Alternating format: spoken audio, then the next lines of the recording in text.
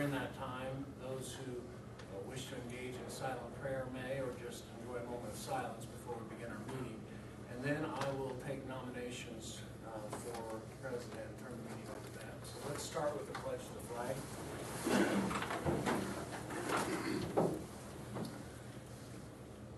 Commissioner Fultz, would you lead us? I pledge allegiance to the flag of the United States of America and to the republic for which it stands, one nation, under God, indivisible, with liberty and justice for all.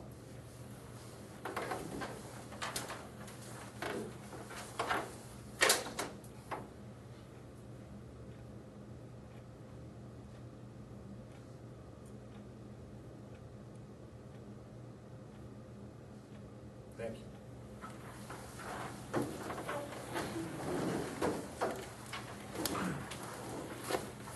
All right, at this time, I'd like to, as a first order of business, the reorganization.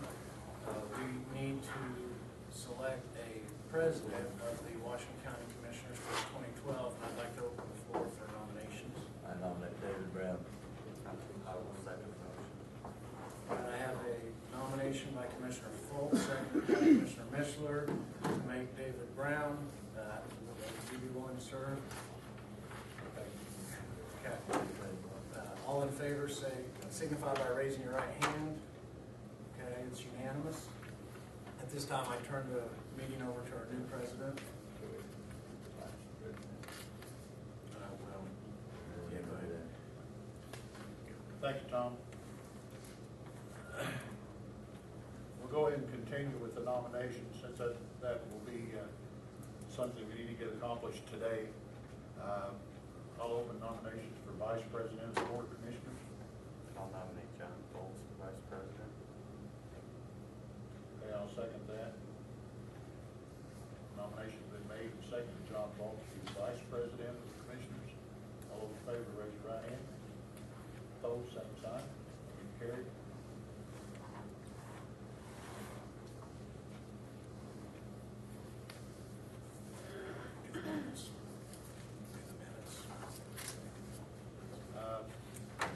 Sarah's emailed us the minutes and mailed us the minutes.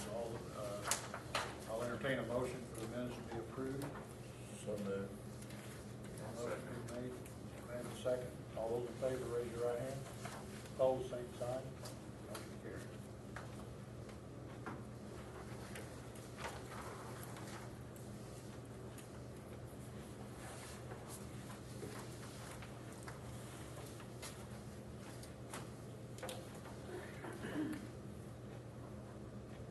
First meeting of the year is the responsibility of the commissioners to go through the appointment list on all the different boards that we have throughout the county, different organizations. So we're going to go through those today, making the number of appointments that we need to make. We did add another board on a new personnel policy that we've got completed now. And it's called the Personnel Advisory Committee, which will be a new committee here in the county. These members will consist of one commissioner appointed by the commissioners, one member of the county council, and they'll be appointed by the council, one judge appointed by the two judges will get together, and one of them will decide, the prosecutor by his office, which will be Dustin Houchin, and the county auditor. The county auditor shall be the committee secretary by virtue of her position. Okay, so I think the county council has already made an appointment. Yes. Okay, and the county commissioners, we need one member, a commissioner. Mr. Chairman, I nominate John Lester to serve as our Washington County Personnel Advisory Committee member. Okay, I'll second that. All those in favor of John Mishler being on the Personnel Advisory Committee, raise your right hand. Both same sign. Okay, motion carried. Thank you, John. John? I will follow up with the judges and advise them that they need to select someone, get them to have an initial. Okay, while you're talking to the judges, would you mind contacting the prosecutor and telling him he's automatically on that committee?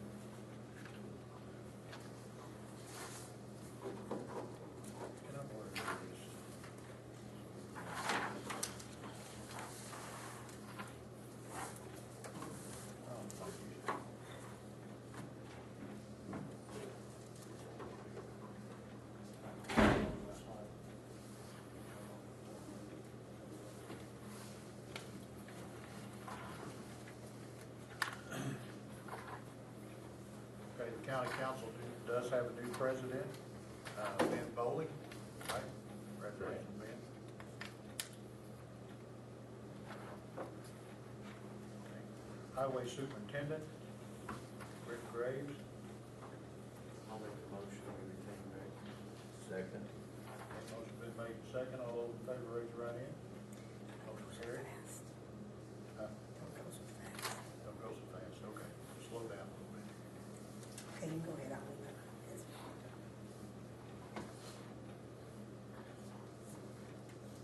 Okay, District Foreman, District 1, Billy Smothers, District 2, Gerald Shanks, District 3, Donnie Taylor. Make the motion, we retain Rick Foreman for the respective districts. Second that motion. Motion been made and second. All those in favor, raise your right hand. Opposed, same sign. Motion carried. County attorneys, commissioners, Tom Cyphers, who is our present county attorney. I'll entertain a motion to I nominate that we retain Thomas Cyphers as our county commissioner attorney. I'll second the motion.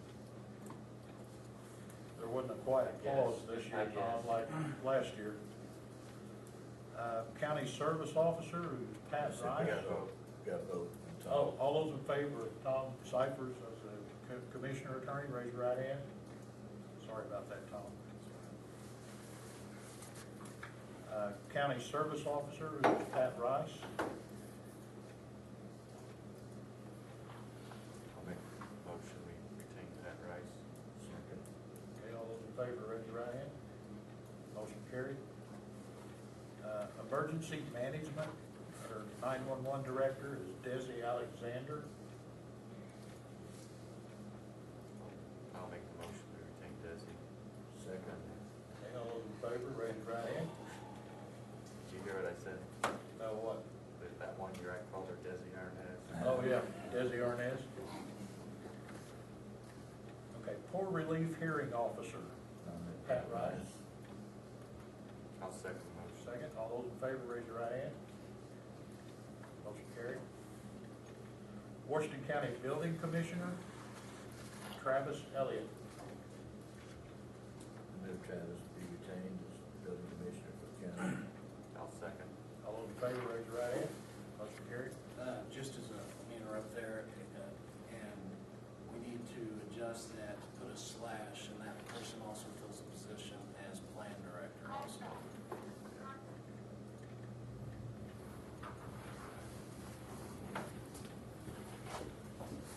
Sarah, is that too fast? Yeah, you know, when you do, I'll tell you. Okay, all right. Okay, we have directors of the Hoosier Uplands, and it's a 3-year term. We have three. One alternate, or, Yeah. yeah, one alternate to Frank Sullivan, Jack Mahurin are the two that expired, And Doug Leatherberry as an alternate. and Doug Leatherberry. yeah.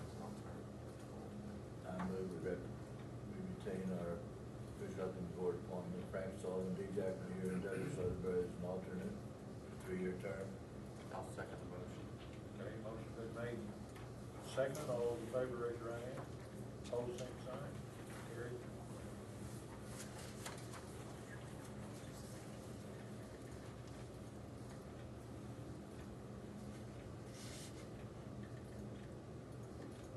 Board of Health, which is a 4-year term.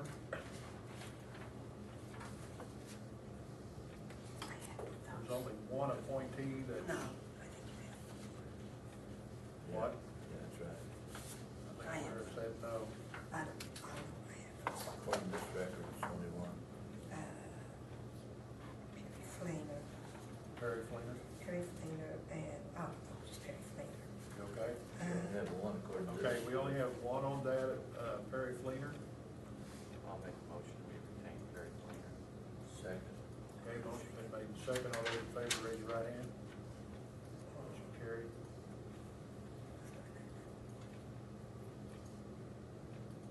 Okay, so I'll make the motion.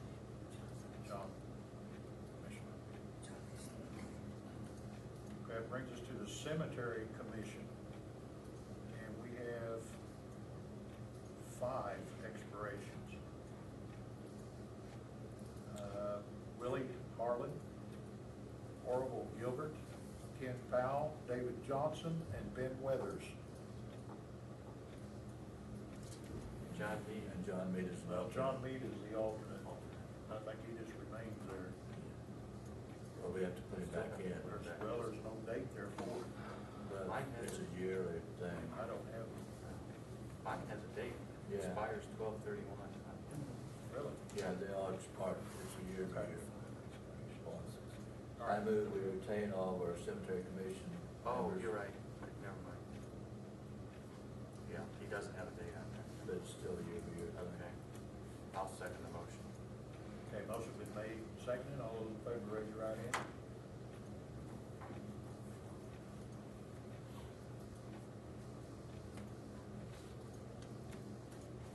Okay, the ABC Board, which the commissioners have 1 appointee, the mayor has 1, and the county council has 1. Our commissioner has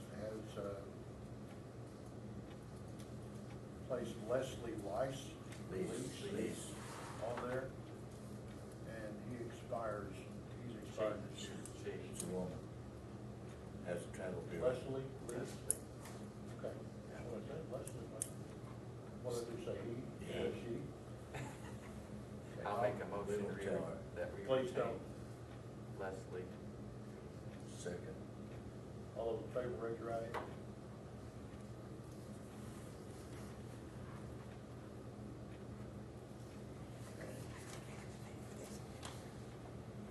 The Tri-County Regional Water District is still good. Takes us to Blue River Commission. And both have expired, Jim Book and Frederick Churchill.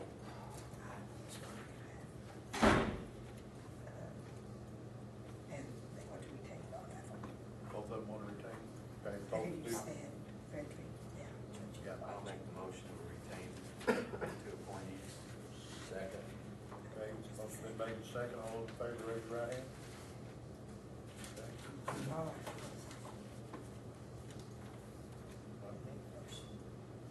John, Commissioner.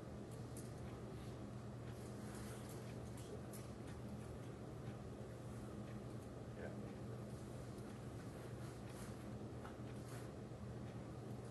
Public library, what do we do that? We don't have it No, on we the don't. library boards.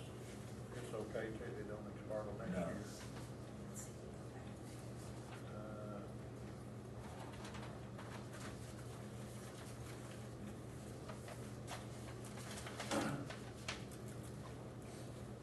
Washington County Child Protection Team. We have 1 commissioner who's assigned to that. Would either one of you other 2 want that position? I nominate David Brown. I'll second. That wasn't the question. No, but That was kind of our answer. Didn't have anything to do. that's really a tough, that is a tough position. They're meeting right now, No, so actually. it's really hard to, it's really sad. It's a tough, I'll take it. You gotta be voted in first. All those in favor, raise your right hand. I know you're gonna vote that. Motion carried. Brown Vernon Fire District. We don't have any.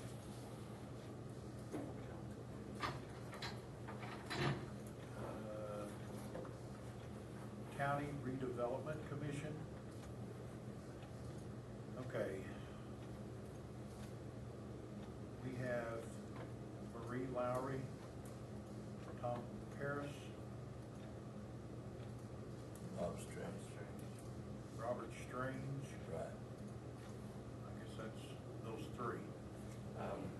Okay. John has agreed to serve. John Foltz, in place of Marie Lowry. Okay. So I make a motion that we retain Robert Strange, Tom Harris, and put John Foltz Motion's been made with this one change, replace John Fultz with Maureen Lowry. All those, do I hear a second? I'll second. All those in favor, raise your right hand. I just gotta take them all.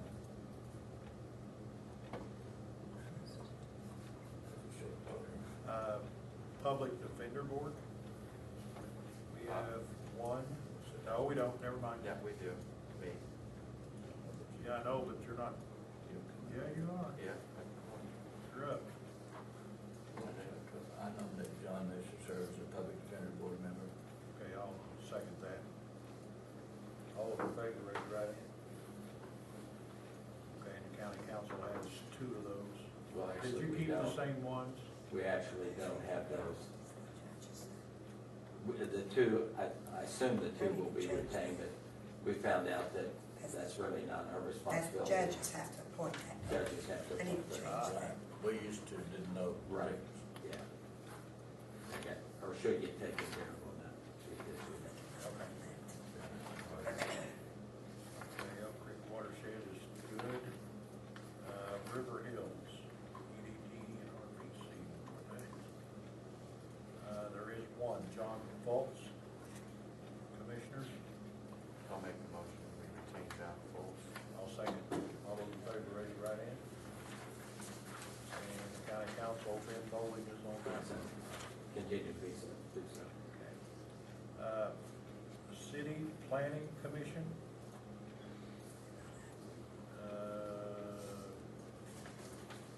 We're okay. Salem Economic Development Commission.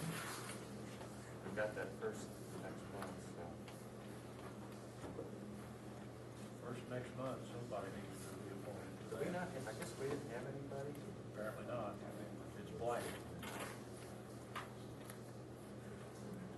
I don't think we have to actually have a commissioner.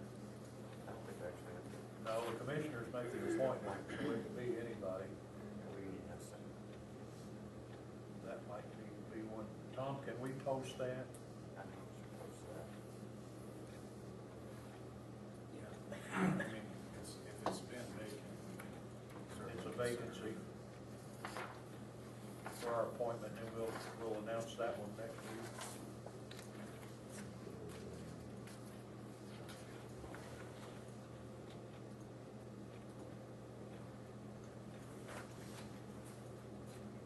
Want to come back to that?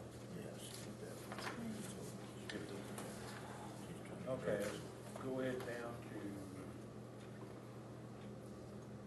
no appointments there. Skip that until he gets a hold of the, and skip Lewis, point there. Another point there. County Park Board, the commissioners have, Well, corrections advisory board. Hoosier Hills? we don't make appointments for that, do we? No, We don't, Yeah. to Hoosier Hills Bank? usually what happens, John Oh. gives you the list, and then you Okay. just approve off the Okay. list. He hadn't given us a list. Well, I'm gonna say it's gonna be exactly the same thing, We better just wait for him. but when I get the list, I will Okay. give The to only thing I'm bringing up is what we're listed to appoint, okay? These other boards that are blank, I'm not bringing up. Well, on that, Hoosier Hills, go back to Hoosier Hills. Relics part, I move that we accept all the present members on there except Matt Sullivan, and I nominate John Misher to take her place. As our commissioner.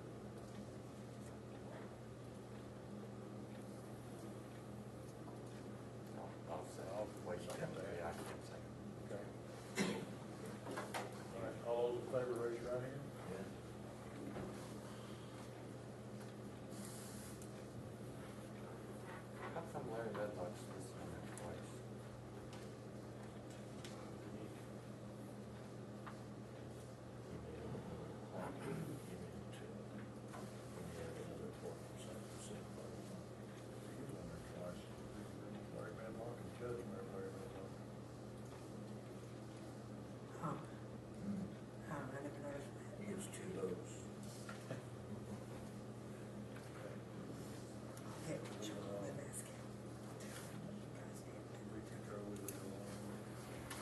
brings us to the County Park Board.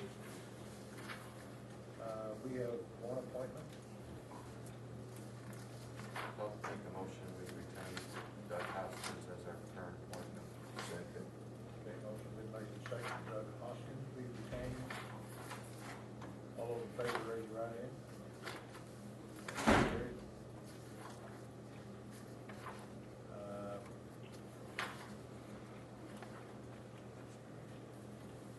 Washington County Economic Growth Partnership. Commissioners have one appointment, Perry Fleener. I move we retain Perry as our representative. I'll second. All those in favor, raise your right hand. Motion carried. Fairgrounds Committee, Commissioners have three appointments. David Brown, James Day, and Raymond Lee. I move the present members be retained. I'll second. All those in favor, raise your right hand.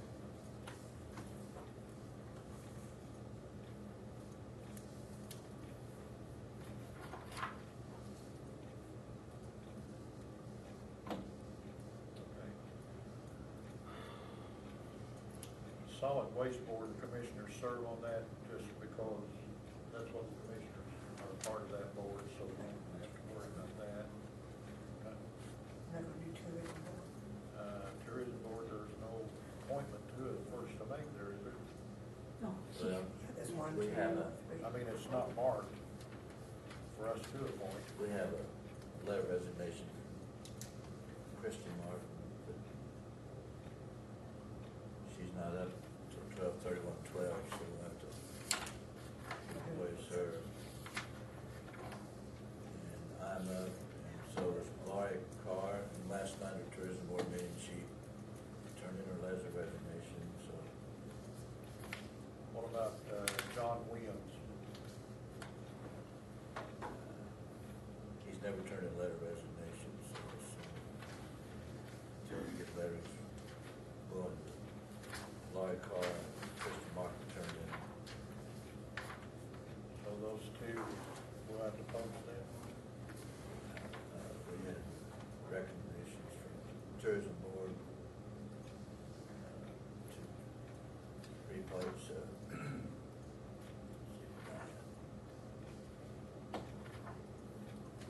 Replace Lori Carr with who? Diane Callahan from Campbellsburg and Eric Worley with Laurie Carr to serve as our treasurer. They were told to find a treasurer, he said he would serve. Eric Worley. Right. What about, okay, John Williams retaining it, you gonna say? And Christie's in food, so Diane's in food, so because of the bylaws, one of them has to be a food handler, so. All right, so everyone else, the other two. Okay, so we have now on the Tourism Board, we have terms up was John Fultz, John Williams, Lori Carr, who is replaced by Diane Callahan, Christy Martin, who turned in letter of resignation, and Eric Worley is taking her place, and the other one is Larry Perlee.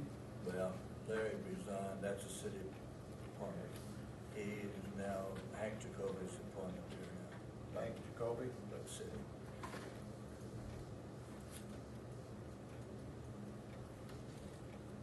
Okay. When the city council replaces him with the mayor, one or two.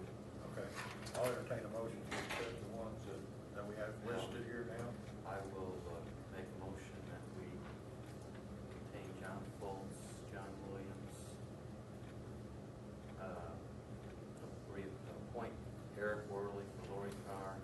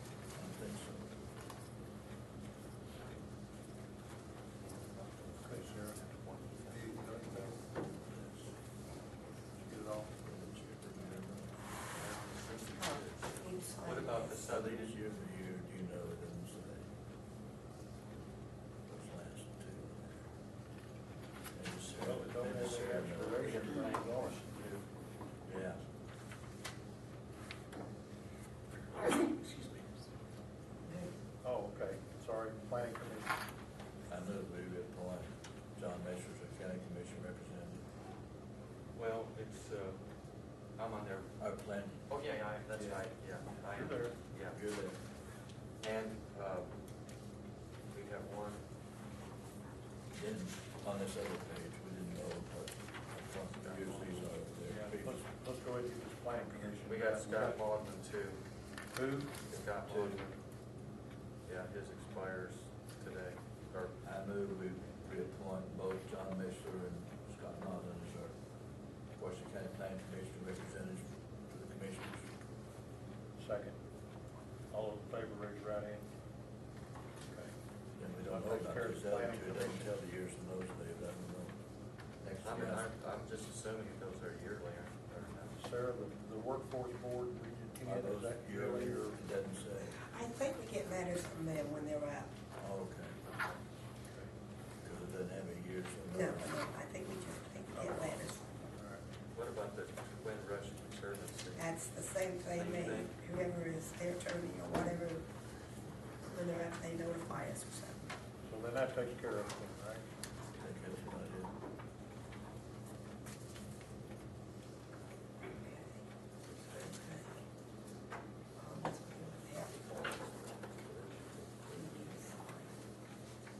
Elk Creek does.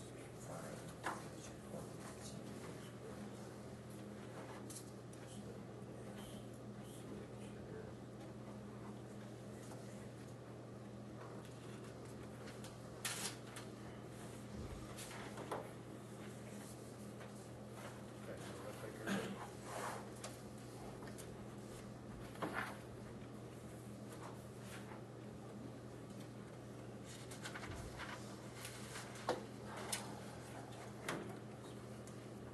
Okay, so all appointments are made for 2012 anyway. Wait a minute. Except for Okay. one. I don't know which one that is. Here's what,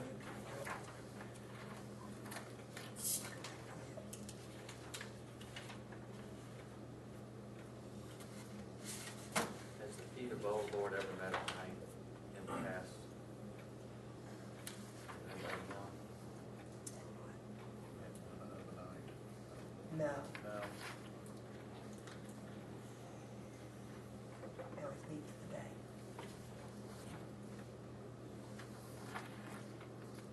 When do they meet, Sarah, do you know?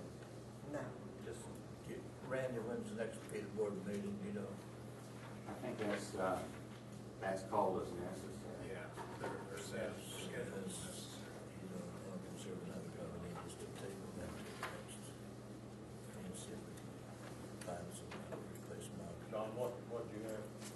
Here, I think that's what it says, if you only meet at night, maybe during the day. They've been meeting during the day, haven't they, Randy? Yes. Sometimes it can be quite lengthy. So that eliminates him. So we have to find somebody else to replace him.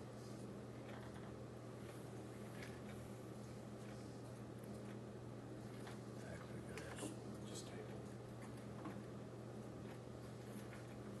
I move we table appointment to the Peter Board for the next meeting.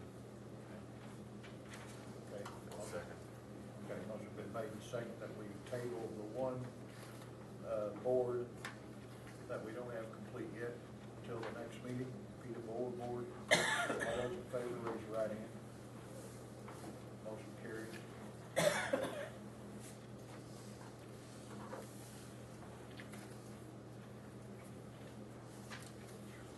Okay, now that takes care of it.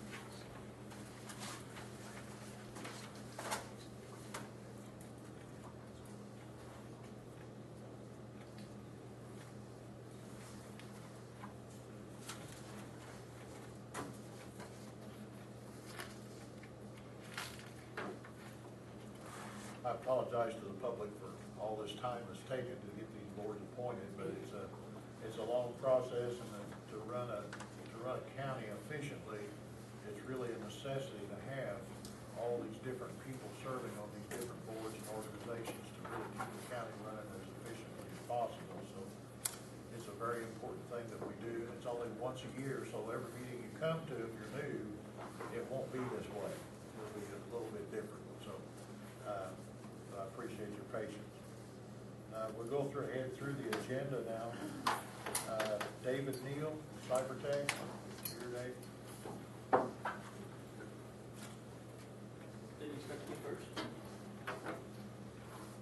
couple things I wanted to drop off with you guys.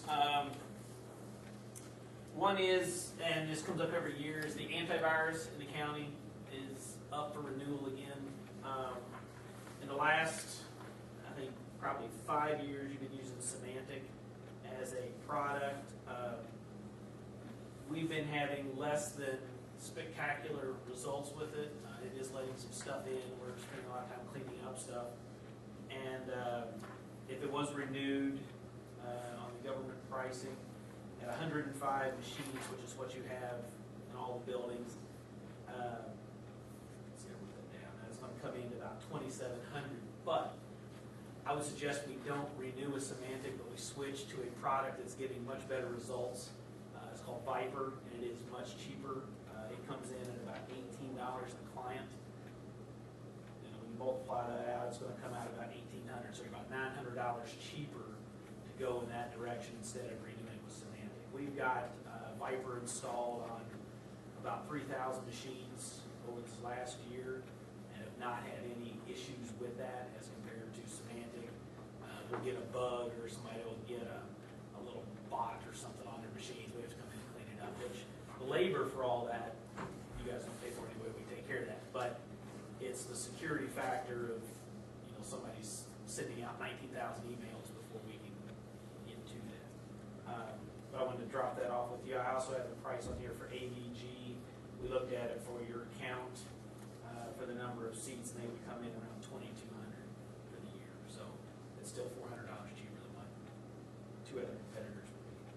I'll drop that off. And the Symantec officially expired in December, but there's 60 days that they actually cover it afterwards. So the next 60 days, and it doesn't take any time to flip that over. So somebody, I'm going to just go ahead and make the motion that we approve and pay that claim, and you're the expert on. We're leaving that up to you to know what. we're the ones that go around and touch it all. But it is a much better product than we've seen Symantec. Symantec was good and great 5-10 years ago, but they're not. We don't feel they're keeping up with all the new stuff that comes out. You know, they may catch it after a while, but after a while, they've been all over the place. Try to stop that. Want to bring this up? We've had several incidents here in this building in the sheriff's facility with the firewall that's used here. They use a thing called a Barracuda. You guys bought it about 4 years ago. That firewall is no longer a supported device. There needs to be an upgrade to go to the next version of that device.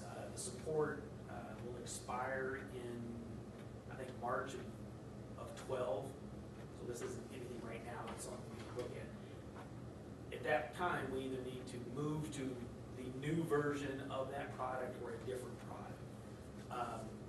And it works in conjunction with the device that's in the courthouse. So we're talking 2 different devices here. If we replace the devices, it's around $3,000 each. And with that, that comes with the annual maintenance agreements, which is included in there at about $300 a year for those devices, which you guys have paid for up till March of 12. We would like to, instead of replacing it with a Barracuda, replace it with a different version called SonicWall, which is a firewall. It's a Department of Defense compliant. It's right up there with Cisco. We tend to use SonicWall more in a lot of our customers. The Barracuda's out there. The Barracuda, I think, was originally purchased to stop some of the spam that you guys were getting. But since you went over to WashingtonCounty.in.gov, you run through a filtering service, so you're not using that piece of what the Barracuda was purchased for. But with that, 2 units, you're looking at $5,900 for 2 units, around $3,000 a piece for that, and that does include a 3-year subscription for all the maintenance for the next 3 years. But that's something, right now, it is creating a problem for the courts. Every time the courts have an update from the court system called Odyssey, it hangs rings the firewall here, which shuts everybody down until either Wyatt or us get into the data closet here and turn the unit off and then restart it. They just don't do well with the Odyssey product. So that's happening about probably once every 3 or 4 weeks. That whenever the state updates Odyssey, it could happen at 2 in the morning or 8 in the morning or 3 in the afternoon. They do an update and it'll lock the system up here because it doesn't understand that this update is on probably 40 machines in this building. It doesn't lock it. So we turn off, turn back on, it's okay. Third thing, and I'm not sure if this will come up, at Delaney Park, we were asked to give a quote with the, I don't know if it's here for Delaney Park. Yeah. Okay. That wireless from the, is that told, the entrance or something like that? About putting a wireless bridge in between that device and the, I don't know what the 2 points are called. And the office. The office, so that they're able to look up the information. I've got that, I don't know, we sent an email, I didn't know if it actually got to you guys or not, or, Yeah. okay. I had that as well, but I'll leave that into their hands. But that's it. You guys have any Well, while you're sitting here, I'm going to ask you, so tell me what's going on with the, what we've been talking about, trying to get these computers put together. Are you going to work with Cybertech then, or what's your plans? That's what the board voted on last meeting. Have you bought the computers yet? No, that was one of the questions, how do we go about it, since it's coming out of your office, the commissioner's funds, and how do we go about that? I mean, let me ask, this was brought up, with all these computers we replaced, do we not have any, You have, yes, plenty of spare computers we can just give them? yeah, there are some right now in that office that we have down there on the first floor of the courthouse. And they I don't know how many we're looking for. We're looking at 3. Oh, there's So you think they would work for what he's needing? I'm not sure what they need.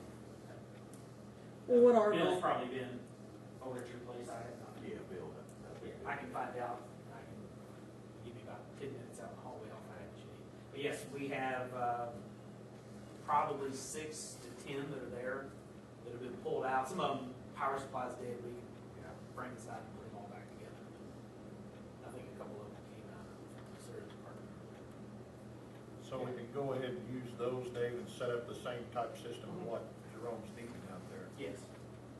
What I don't want to see out at Delaney Park is, and that, a lot of that discussion kept coming up, but it always seemed to me like he was still gonna be running. What we're trying to do is fix the park superintendent to where his time won't be just running back and forth at the gatehouse, making reservations or whatever on the calls. So what we're trying to do is set up a system to where in his office, he'll have the system and know exactly what's being taken in at the gatehouse or reservations being made at the gatehouse. If he's got somebody on the phone, he needs to know it now. You can't say, well, hang on, I gotta run up there. and Right, come back. and I believe that's what, this wireless bridge that we were asked to quote, what that will allow you to do is if there's a PC at the guardhouse and a PC at the house, whatever you call it, the 2 locations, that it could, from the guardhouse, remotely control the same PC that has that information on it without going back. Without and forth. running back and forth. And it would just allow you to control the other machine through this bridge. I know in previous meetings, Lester, you can verify this, but in previous meetings, I kept hearing of these little, I'm not computer literate, so I don't know about all this stuff, but these little things that you plug in and run up and get the information. You know, that's not gonna cut it for what we're asking. The wireless you know. bridges, I mean, that's Our main what I've been- objective is to free up some time for our park superintendent. Right now, he just tied up. Going back and forth. let me interrupt a little bit. What you're talking about is the software part. Cybertech would be in charge of the hardware part.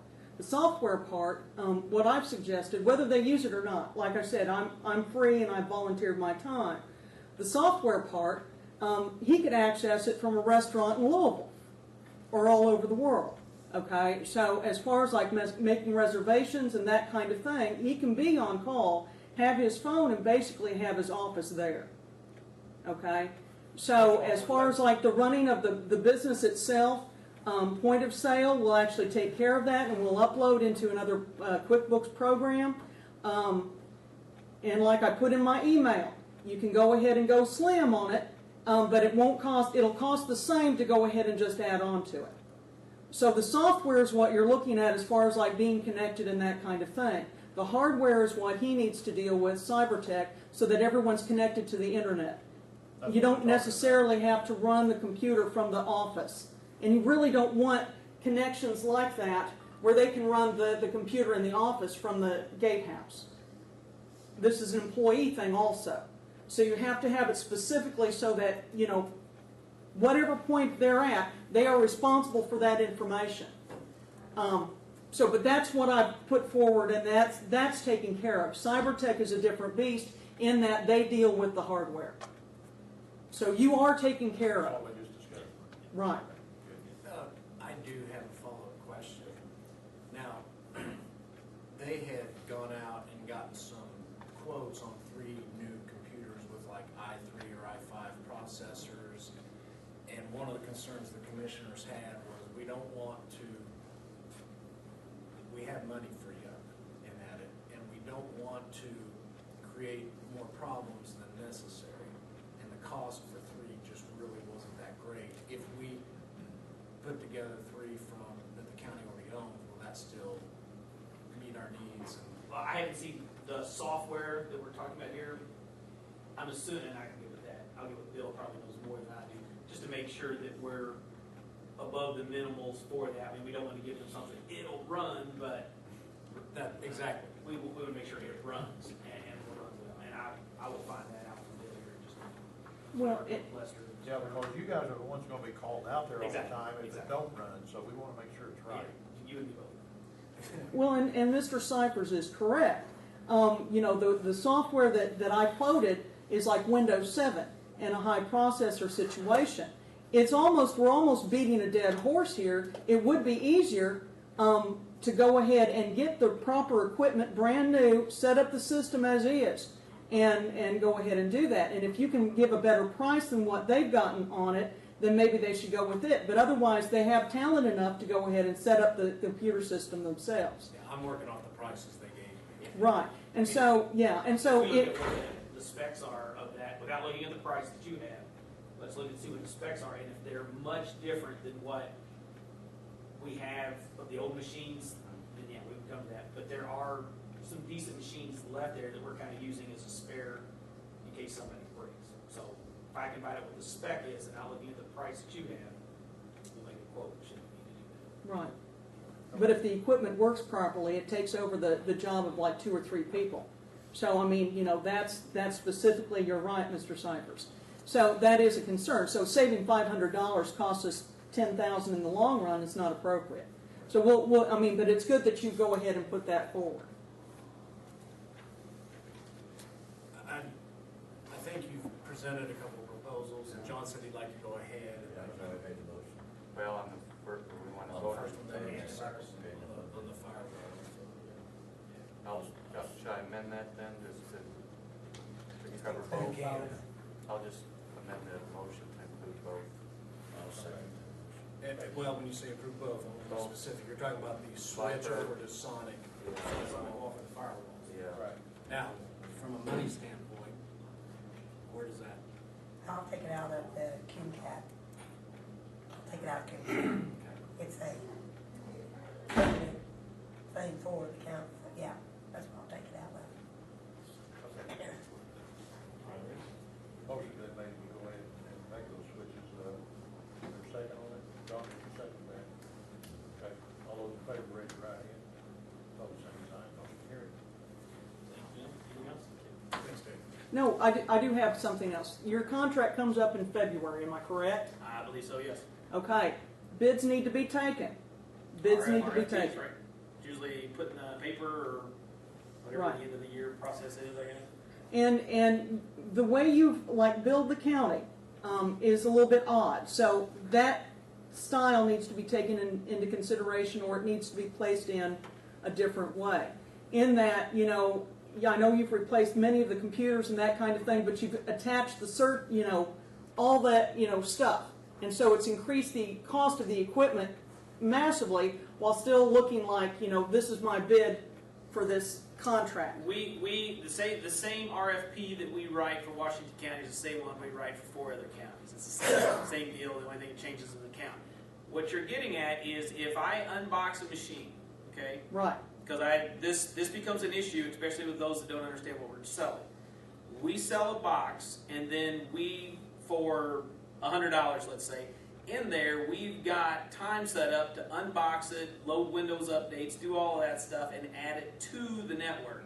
Usually in that process, we are also moving all the data from the old PC to the new PC. That's usually under 2 hours. That is included in our cost.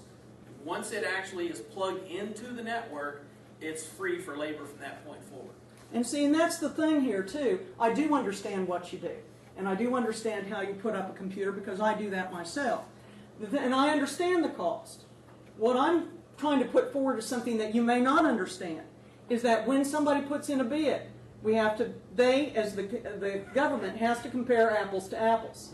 Okay, so instead of just saying, well, we want to bid on technical support, you say, look, okay, we need to replace our computers. We have, say, 200 computers. We need to replace or maintain a third of them, or replace them every year. I mean, I'm just throwing out a number. That would be nice, but that's not how it happens, John. Well, yeah, Go but ahead. no, that number needs to come up so that can be put out and say, okay, technology people out there, go ahead and put a bid in. This is what we need as a replacement. This is what we've had last year. What's your price? And so that way, then you can shine. Then you can shine. You can go ahead and be compared to I don't know the other. county government in the last 10 years of 28 years of being in IT, I cannot say that they're going to replace a third of their workstations in the next year. I don't think budgetarily a county is doing that. They used to do that. I'm 10 years throwing ago. out a number. Right. Then you throw out a number and say, look, this is what I see happening, so that other organizations can compare to your price. You either go ahead and say, look, this is it per computer, or this is it for whatever. So, I mean, what I'm trying to do is to find a line so that everybody can be compared on the same level. Okay. That's what they need. Let's go with this. We're on site an average of 50 hours per week. We do not charge for overtime. We do not charge for calls at 2 in the morning for the sheriff's department. That's all included. So why don't we do this? If you want to put in an RFP, put in one based on a 50-hour work week, 52 weeks a year, and bid on that. Well, see, and that's what I'm saying. Well, that's You what I'm need to saying. go That's ahead and average. set a I can standard give you so the that average you for the can be last 2 years. compared in a legitimate way with other We're gonna- organizations. Since I'm not very computer literate, I have no idea what you're talking about on a lot of this stuff anyway, but we're gonna go ahead and move on. Okay. Okay, Rhonda, if you have any more questions, just jot them down on a piece of paper and then. I'll email you. We'll bring her up, or do y'all do that? I do know how to operate that. Right. That's one of my few limited areas I know about a computer. I can send and receive emails. All right. Okay. Cecilia, yeah, there you are. Here I am. I think we got some more signatures to do. We have lots of things to go over this Lots. time. Lots of things this time. I figured that building would be done by now. It's close. I've heard it's beautiful. I haven't actually gone and seen it myself. I do the financial part behind the scenes, but I've heard of the building, he's talking about the Blue River Solar Salmon Facility, that it is, the walls are up, they're working on the interior now, and that it just looks beautiful, it looks very professional. Blue River's very happy, the architect's very happy, so it is moving along and should be, I think it's March, I think it's going to be done by March. March. So I will have to Really? confirm that with them, but they're moving along very well. Who's the architect? Right. Michelle Timmermans. So, have several things to go over today. The first thing is you appointed John Foltz as the person who works with River Hills, and if you weren't sure what EDD and RPC is, Economic Development District Regional Planning Commission. I'm a shopping person.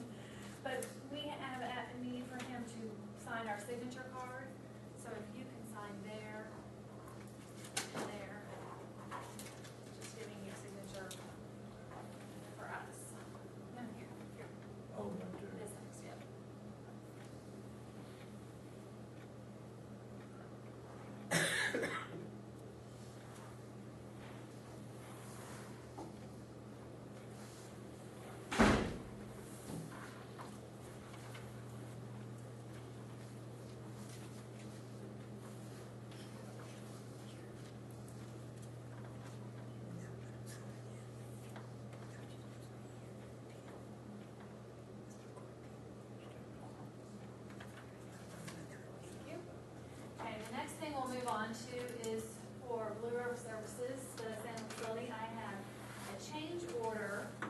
The state has already approved this change order, as you know, it goes through USDA, and they've already approved it. It is for a net increase of $861. So before we can do our pay app draw, we have to have you sign the change order. So Commissioner Brown, if you would sign this right here. You're a co-owner with Blue River, so but you never thought that would happen, huh?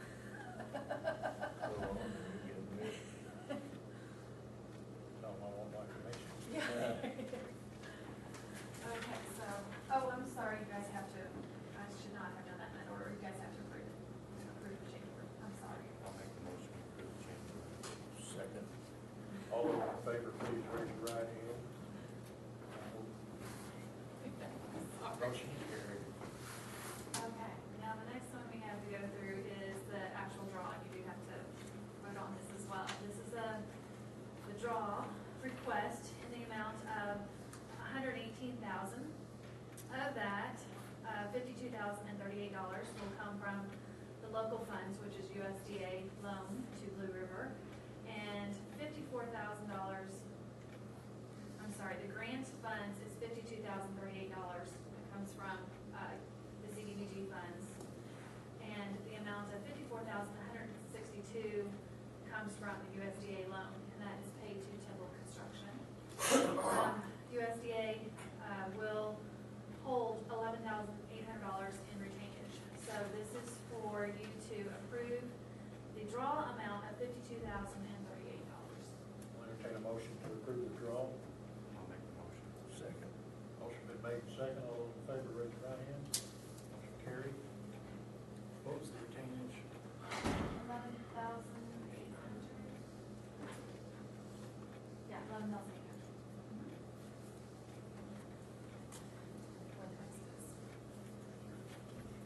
Yes, I will give you a copy of all of this. You can go ahead and date it. 1/4, right? Yeah. Well, Okay.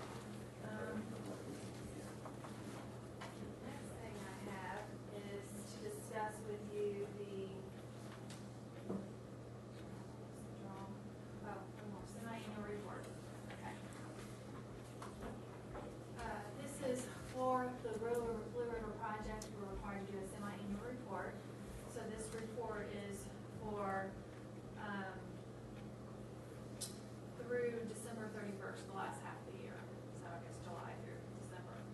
And this is, we prepared this and we had John Bowles on here as the president, so I guess we need to Just block it out. block it out. Okay, so you guys need to, I don't know if you need to approve or report, but we need to sign. Let's do just, I'll move we approve the report and report. I'll second. motion been made to approve. I don't think we have to. All those in favor, raise your right hand. So you just need to sign right there and we'll process the amount of pictures. Just make one.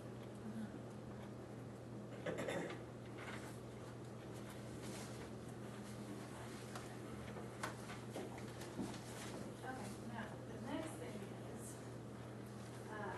you will recall that last 2 meetings ago, Jill was here, and she talked to you about the hazardous mitigation grant program. I have brought the revised, Sarah has one too, but I thought you might want multiple, so that you could have an original. This is the grant agreement. This is the one where Desi Alexander, I believe, is gonna be getting together a team. And so this is for you to, both agree to sign the grant agreement. And that grant's up to like $10,000.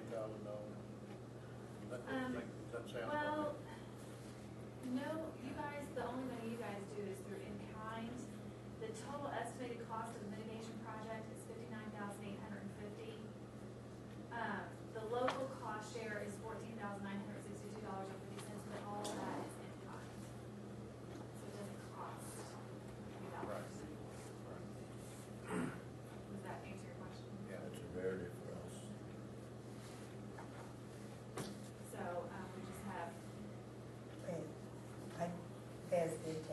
She does have the team. Good.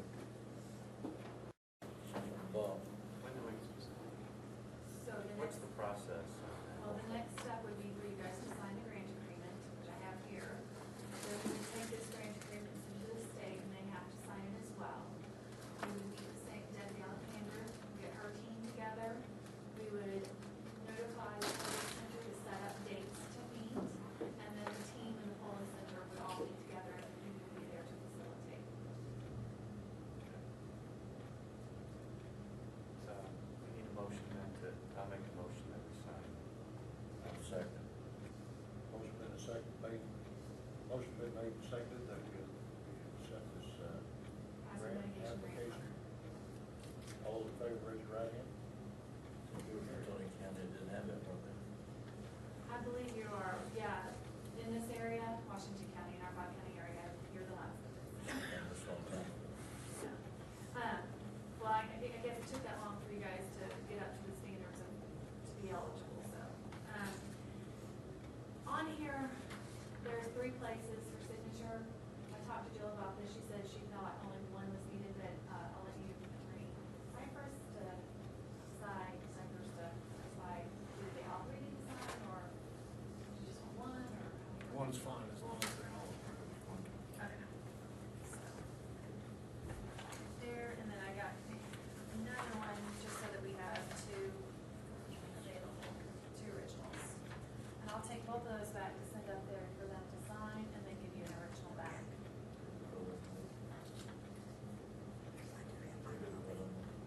You just did. That's one we was. Yeah.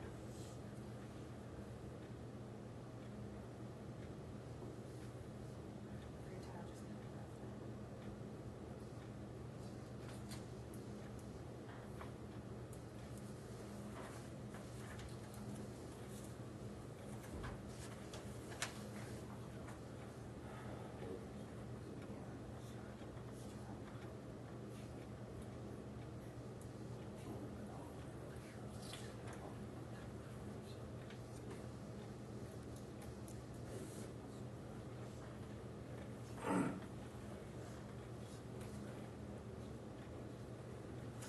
Okay.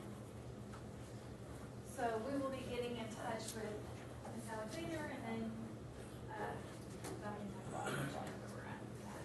So we're the last county now in the 5-county area that finally, So the next thing I wanted to talk to you about was the next CFF round that is coming up. In our last meeting, we discussed, the fairgrounds. I have some more information about that.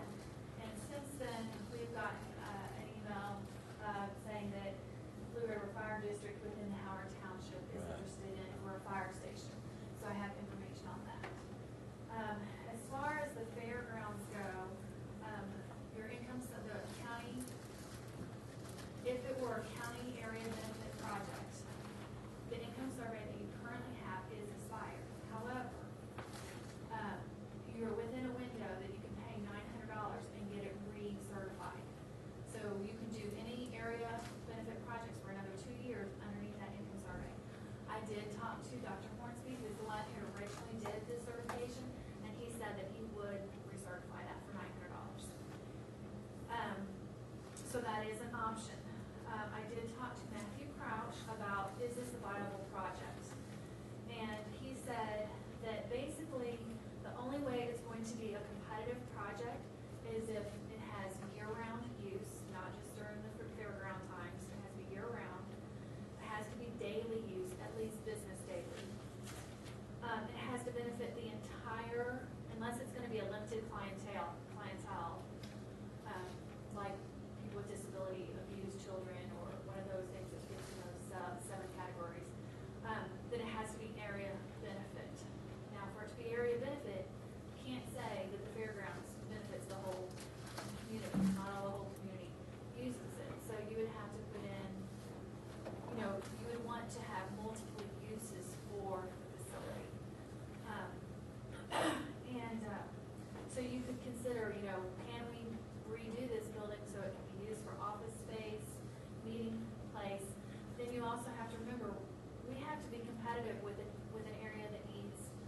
shelter for battered women, or we have to be competitive with someone else who has senior citizens who have needs. We have to be competitive with the fire station.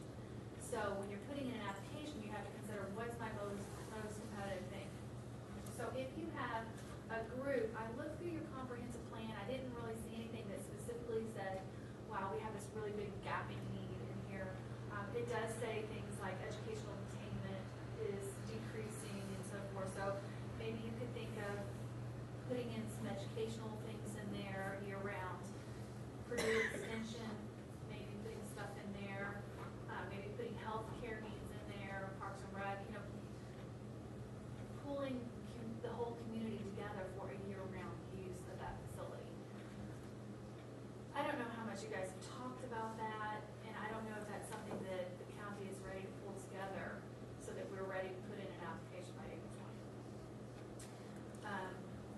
It's how much money? For a facility, $500,000. Now, you might remember though that we did talk about USDA before, and I know that the USDA on its own doesn't give you enough money either, but combine the two, and you have a whole lot more all of a sudden. So that's an option too. That's a big, that takes a lot of planning to combine those two. The only big problem I have with it, I don't see us getting all this together by April 20th. So, and there, I don't think unfortunately, that can happen. there's only one round this year. There's not Yeah. two like there normally is. I know last meeting you told us that it'd only be the spring round, that's it. Right. There's no fall. So, knowing though that this is here, what you might want to do is get a committee together to be thinking about use for this facility for next year. So combining, Cecilia, what you see, we might have a total of enrollment coming in financially together. Well, just to give you an example of what we did at Blue River. We got $500,000 for CDBG. We got $172,000 for grant. Now, that was during a high income, that's the last time, you probably won't get more than $100,000 anymore, if that, okay? So, they also got a $350,000 loan from USDA that was at a low rate. So, they were able to get $1,022,000, but $350,000 of that is a loan, even though it's a low rate. To give you another example, Lanesville used USDA loan, well then loan rates went down, and they refinanced, and now they're going in through a bank loan, and they're saving money compared to what they did with USDA. So, the other thing to consider is, the longer you wait, the longer construction costs go up. Maybe 600,000 at least get combined, plus something from Orange County, we ought to be able to swing it. What's having a year to set it up? And if you're talking about CDBG funds, and you're involving another county, that means both counties have to be considered. I don't know that you might have to do a new full income survey for the entire area. But another, you also get money from Washington County Community Foundation. Usually, my experience is on small programs, they're not gonna give you more than $5,000. But that gives you more points, and it gives you $5,000. You can also look to other organizations like the Ogle Foundation. Even though that won't get you more points, it'll give you, they just gave $100,000 to ROUT, they just gave $100,000 to Blue River. So, They gave us 400,000 for the line. We have somebody with a connection there too. Yeah, so, Open Foundation, so that would help. The thing of it is, your earlier statements you made, the competition we have with other counties. Okay, the type of facility that we're looking at probably is not going to compare very well to some of these other facilities that, for the abuse center and all the different things. Plus, you made a statement too that it has to be a daily business type operation that we have. you're not That there would right take now. a job of organizations pulling together to set up a, Exactly. That's why you need a year to do it at least. And the idea of, Orange County, I don't know what their income level is, you just say Orange County, didn't you? I think John's talking about the boat. Yeah, Oh. river boat. That's River going to be boat. different from the county. From the Okay. fence lip. Okay. We've So- never asked for any money before, but As I say, if you do something regional, the state is liking regional projects, but I don't know if that's what you meant, so. Okay. That's what it would be if we brought it on the county and the Old Foundation. Yeah. So, I mean, that's, and those, all those organizations are going to look more highly upon your project if they know you're getting from multiple pots. I think at the last meeting, we decided we probably wanted to pursue that Howard Township project. Yeah, so that was the other one that I was gonna discuss with you, was the Blue River Fire District within the Howard Township. They have an LMI level of 42.7%, which is short of the 51% they need. What that requires is for them to do an income survey. I've been in touch with Mr. Short about that. He was unable to get a hold of the board during the holidays, and so their meeting is on January 11th, and I'm planning on going to that meeting to discuss that with them. Things would really have to go fast afterwards, after that process, because we have to have 10 days notice to be in the newspaper for a public hearing and get signatures from you guys before February 10th. So, and they would have to qualify by the income survey. I think if they can qualify, they'd be competitive. How long will it take to do an income survey? Normally, they ask for up to 30 days to do an income survey. Again, it asks how big the area is. Right now, you have all these people who thought that they could wait till the fall, who now cannot wait to do it. So I have 4 income surveys being done right now. So that's gonna slow things down for, yeah, I mean, these kind of, going out there, really going after. So it doesn't necessarily take 30 days, but it depends on the response. If you send out all these mailings and everybody responds that you need to, you're good. But if you have people ignoring your email, ignoring your mailing, ignoring your phone calls, ignoring, then you have to go door to door, depends on the response. That's why they say up to 30 days. Could all be done by telephone? It can all be done by telephone. We have, what normally happens is if you pay for Dr. Hornsby to do an income survey, or Ball State to do an income survey, what they do is they do a mailing, or a phone call, and then they follow up with door-to-door after that. If, for example, Lanesville right now is doing an income survey, Lanesville is doing the income survey themselves, but then they're working with Dr. Hornsby to give them consultation and to do the certification. So they're going door-to-door on their own. So, they're a small community though. So there's different ways that we can do it. I would think, with the desire they have, they could do it by telephone, and get the people together necessary to do it by telephone. They do whatever they can to get us to be responsible. And again, it depends on what kind of information. If a county has all addresses because they're doing a water project, for example, and they have all addresses, but they have no phone, you can go by addresses. It depends on what can be provided. Open Lake office probably would have that. So, I mean, you have to have, not every town, county, whatever, is willing to share phone numbers. And your meeting is January 11th?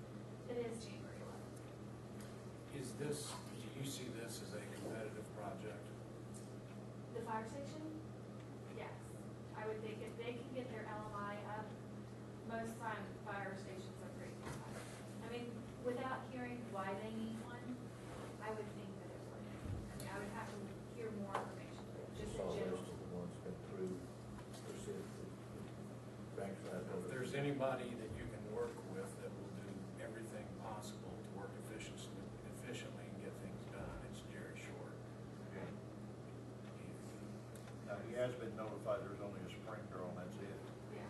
So, and I emailed him and I said, I'm meeting with the commissioners tomorrow, what he got for me, and he said, I haven't been able to get a hold of anybody. I'm really disappointed I didn't get responses from my emails, but he said, I want to go forward with this, so. What's the cost, the estimates that you discussed? Well, for an income survey, again, it depends on how you do it, but, for example, Lanesville is doing it on their own. Their cost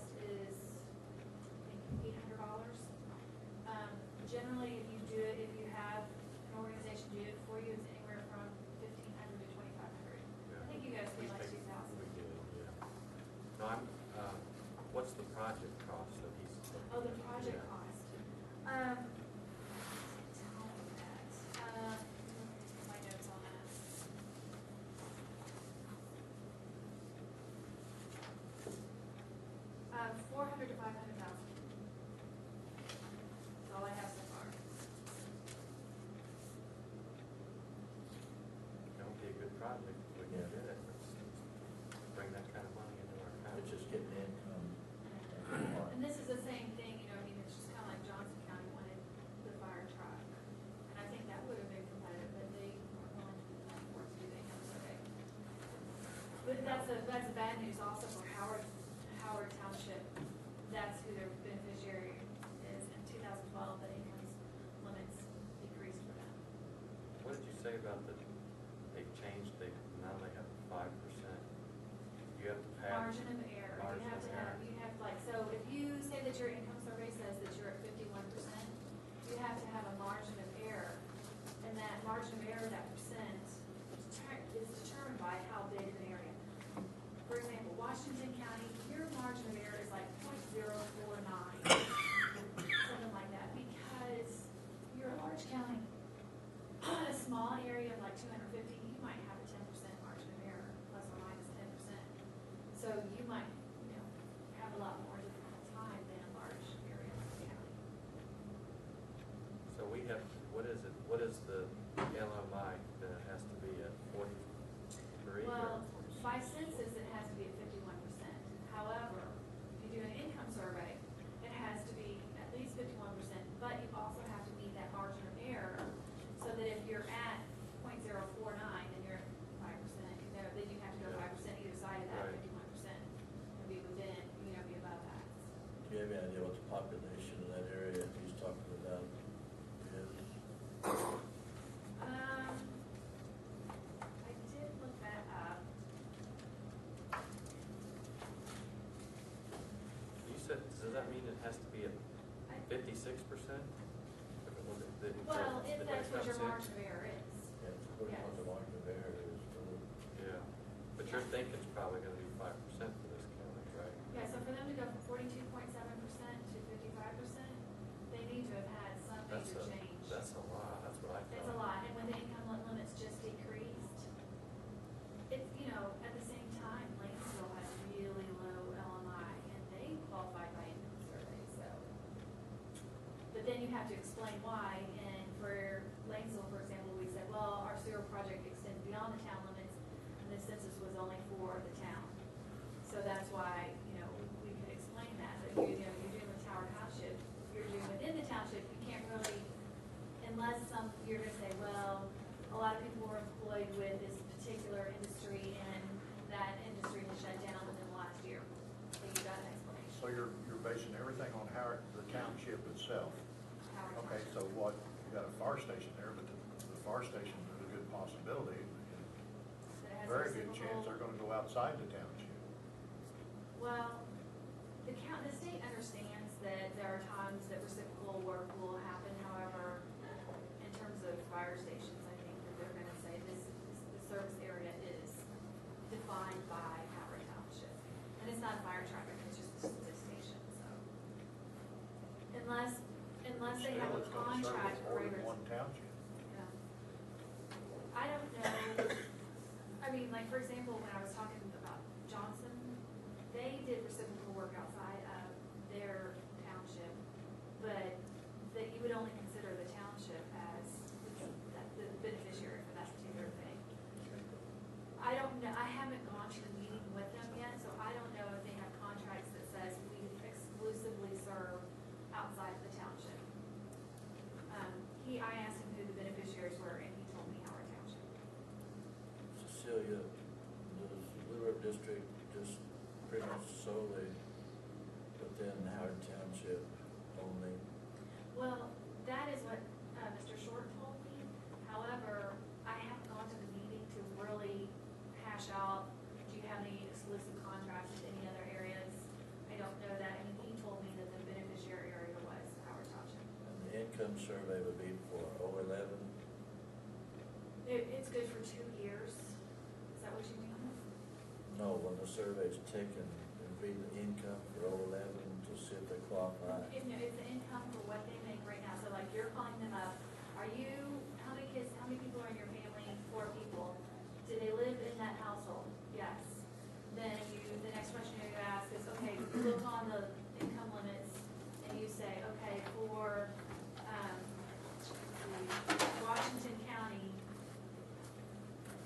45,000. Do you make more or less than 45,000? Then they're gonna tell you, I make less. Then you put a check, they qualify. So it's what they make the time at the moment that you contact them. And don't you feel this would be a good time to take a survey because of the way the economy is? Would that be an advantage in Jerry and the Howard Township Fire District? I would like to say yes, but I don't know how the economy has specifically impacted Howard Township. I mean, I don't know if a lot of those people go work at industrial places that have been hit hard. I don't know if those people are travel to other areas outside of the township that would influence that. I'm not as familiar with that township. That's all right. You're probably more familiar than me.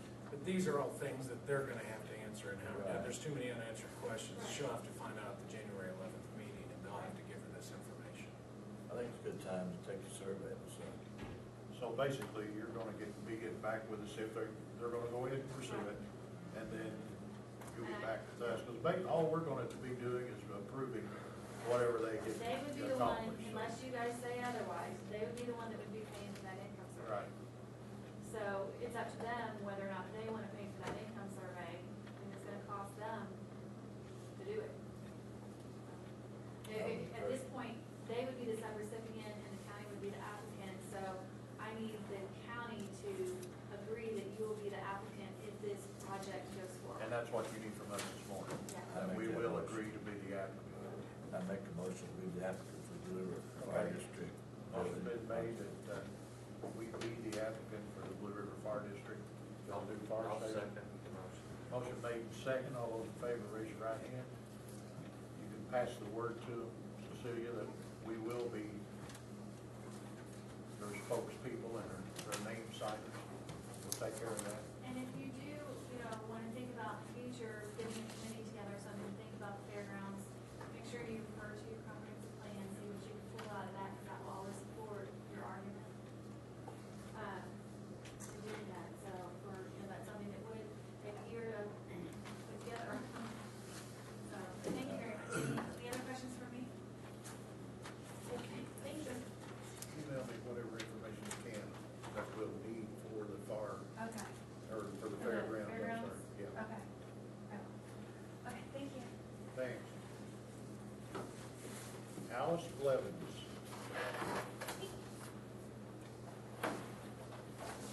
Hello, how are you all today? Good, how you doing? Good. I just wanted to touch base. I'm the attorney for the town of New Pekin, and in the spring of last year, the town council identified some buildings within the city limits, and the town limits actually, that were deemed to be unsafe under state law and local ordinance. One of them is an abandoned property located at 862 North Blue River Road. It is currently owned by the Karen A. Wright Trust, which is a trust out of Michigan that benefited a lady that's been deceased for several years. Since she passed away, the trust is insolvent. There are past due taxes, and the last building that we have left to rectify within the town and to resolve the issues of is this particular building. It has gone to tax sale, was not purchased, and is now set to go to commissioner's sale, and I would say the prospects for it selling at that point probably aren't very good either. There's some substantial amount of taxes due, and the property itself is just virtually falling to the ground. It's not repairable, from everybody's opinion. So at this point, I've talked to Attorney Cyphers, and I personally have contacted SRI, and we're looking into seeing what we can do to have the town be able to make some changes to that property. Since I contacted SRI, and it's at this point, I just wanted to touch base with the commissioners and let you all know that we are working on this, and ultimately will need approval of something, but we're not to that juncture yet. I just wanted to advise everybody that we started that process, and if there were any concerns, the commissioners had to be able to have those when I'm dealing with SRI and dealing with the town council. And you're ultimately looking for the town of Pekin, New Pekin, to take over the property. Yes. Okay. And during the course of, prior to realizing where the property was at, we looked into some adjacent neighbors and looking to see if we could find somebody that would be willing to purchase this property or take this property over, tear down the building and take the land. No one wants to pay for it, but the town has found a couple of interested parties that would be willing to demolish the property to get the empty lot. No profit, no gain to anybody. And so look, at this point, the town is hoping to be able to take over and either demolish the building themselves and find a good way to convey the lot, or to find somebody who is willing to assume the property with a contractual agreement to destroy the unsafe structure and to have the empty lot. It's a small lot. But we just want to make sure that the citizens are kept safe, and this particular property is simply not. That's all I have. All right, Thank you. thank you.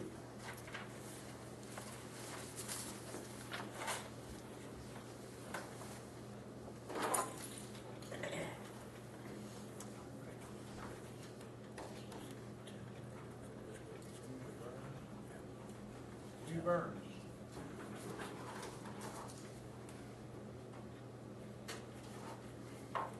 I think the commissioners have heard maybe a rumor or something that the town of Fredericksburg may be interested in going through the process to see if they can solve itself as an incorporated town. So I know that you cannot do anything right this second, but there's a process, and I've got a copy of the statutes here, so you'll have your county attorney go through.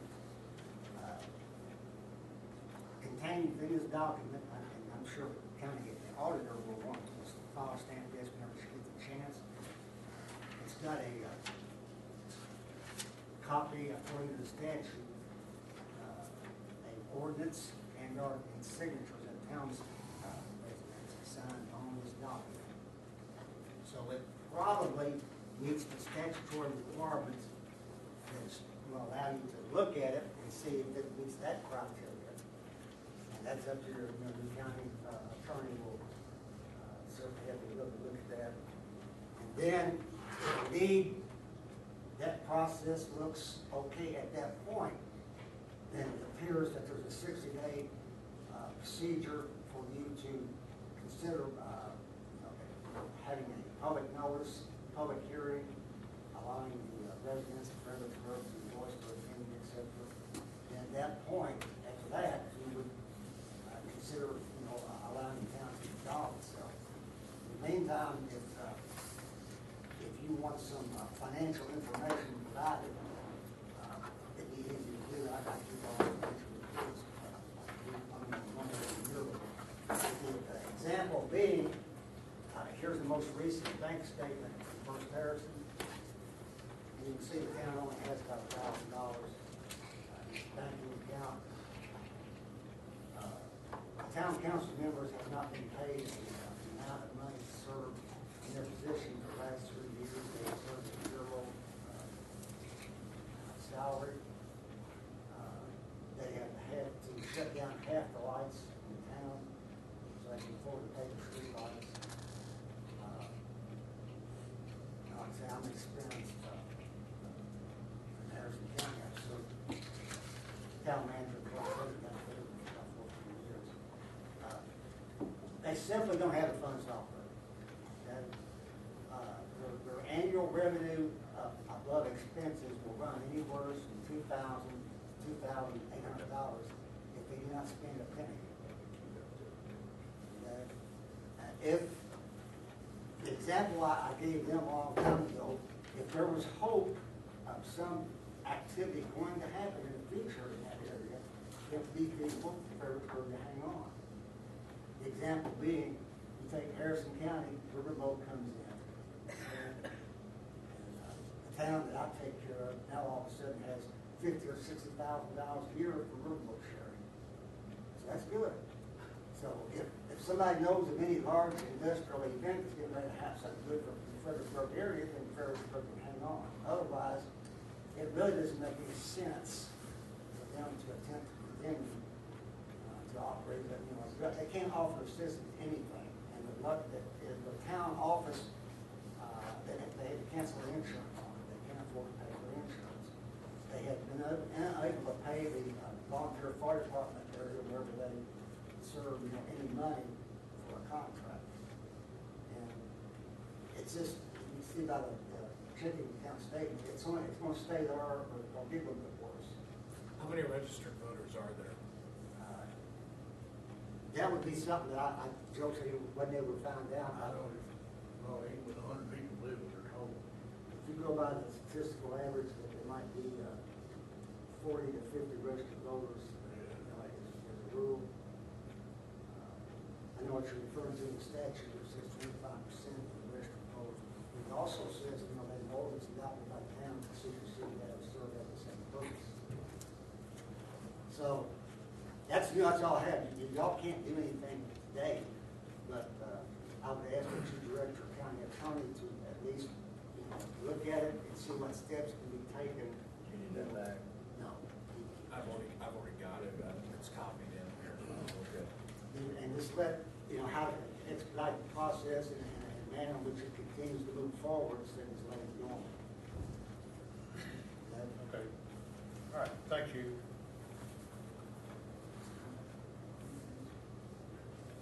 Tom, did you have any more questions for him? I do. I've got, there's property then that's owned by the town there, like the building, you said, like City Hall? Yeah, they've got, Town hall. they've got a lot there, it's, town office. So what happens to that property when you unincorporate? It says in the statutes that any and all property, once the process is complete, it turns over to the county government. What are we gonna, because it becomes a liability for Yeah, it us. becomes a liability to us. Yeah. Absolutely.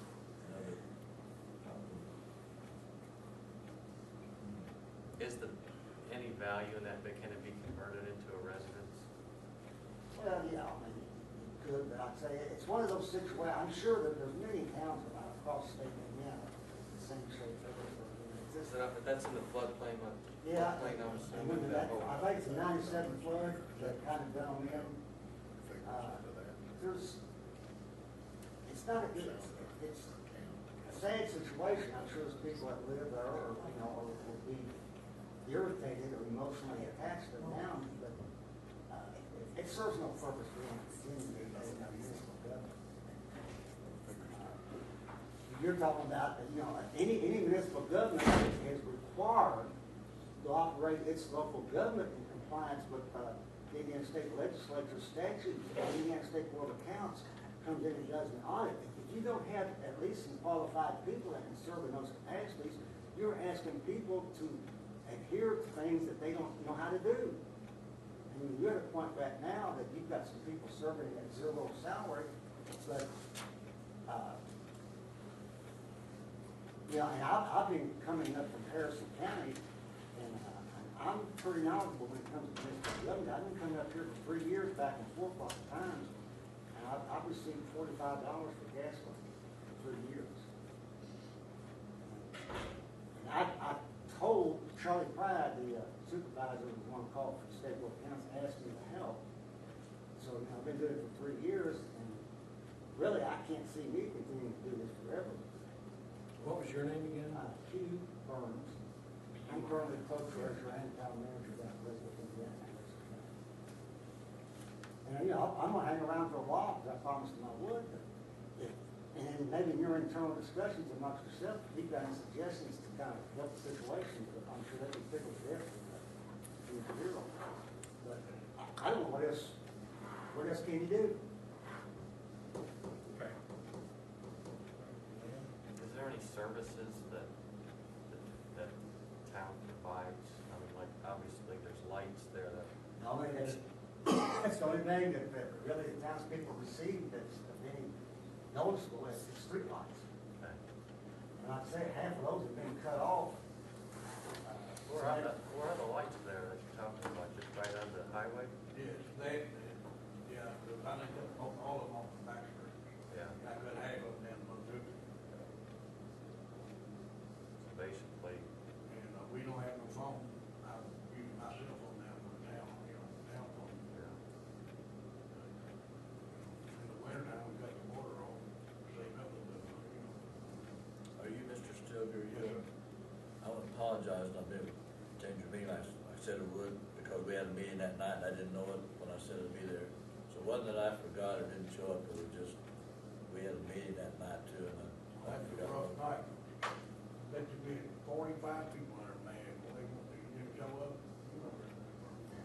Well, they weren't mad that you didn't show up, they were just, they were wanting answers to questions, and, some of the people there did not live in town. They were interested, curiosity seekers, but, to believe I have seen people actually there, and I would not exaggerate or mislead in any way, shape, or form. I have not heard anybody state that they're mad they want to keep the town incorporated. It'd be nice if we could. Didn't I call you and tell you that story? Yeah. That, I didn't know that meeting was the same night. When I said I would be there, I would have been there. But most of the people that showed up at that meeting, I'll be listening to the conversation, the majority of them didn't live in town, they lived close by and were interested. Okay, any other questions? Okay, thank you.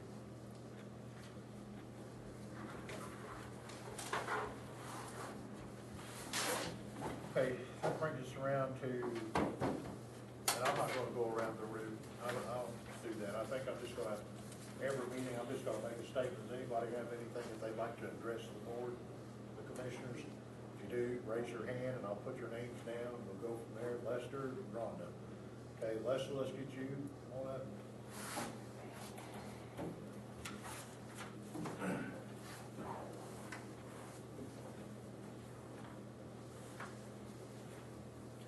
So have we made a decision on what we're gonna do about the computers at the next part? Well, what? Have we made a decision about the computers tonight? You were here. Well, yeah, I mean, He's gonna, for right now, he's gonna go over to the courthouse, and he's gonna take a look at what computers we have and see if they're really compatible to do it. If not, we'll put in new ones. You know, we don't wanna put junk in. I don't wanna see junk put in there. There's what's wrong with that park. It's been Yeah. pieced together. That's why he's gonna check that out and make sure, because like I told know him, Dan gave you a quote on. I have a revised, edit plan that includes money allocated for the purchase of Yeah. computers. That I really think, I'm gonna recommend that the commissioners go ahead and sign it.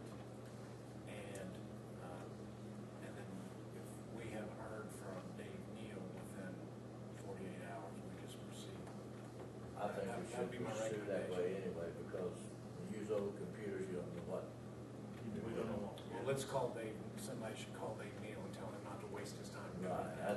I would prefer we just go ahead with the project like this. We talked about getting something that works, because that's what they deserve. And We that's have two people, so they would set it up for us. Or like an Oh, email. Ron was one and I'm another Right. person. So we told them it was So, support. And We'll just go ahead and add buy to it. it later. I mean, that's fine. That's the that's fine. simplest, it's I have new, no you got a year warranty, Yeah, that's the way to go. yeah. We can't go buy these computers ourselves, but when we could go to. Well. If you we wanted got to that- email David, I can, and I'll tell him that you have decided to go with new computers. Yeah. If you wanna put that in a motion, one of you guys, if you wanna do that. No, it's already done deal. I mean, I guess Yeah, it's already in. we'd move to, when we get to that point, to approve the edit plan as revised. Oh, But that's fine. where, the Fine. purchase has already been approved by this board. Yeah, we done that 3 meetings ago. But my question, his question, as I hear, is, and what I heard Jerome saying earlier, is how do we go buy these without cash? And, how do we hook up, how do we go to the vendor? Best Buy or. Best Buy and do this? Sarah, as far as how do they get their hands on the And edit? we have an plan to make the account purchase?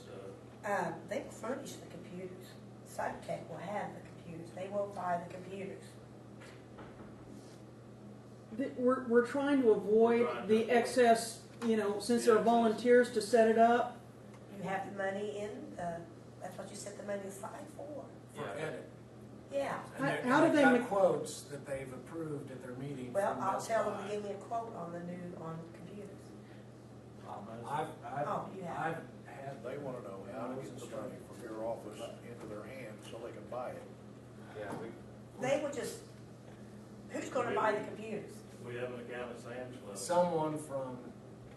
Jerome. Okay, then you bring the bill to us and then it will be paid out of the edit money.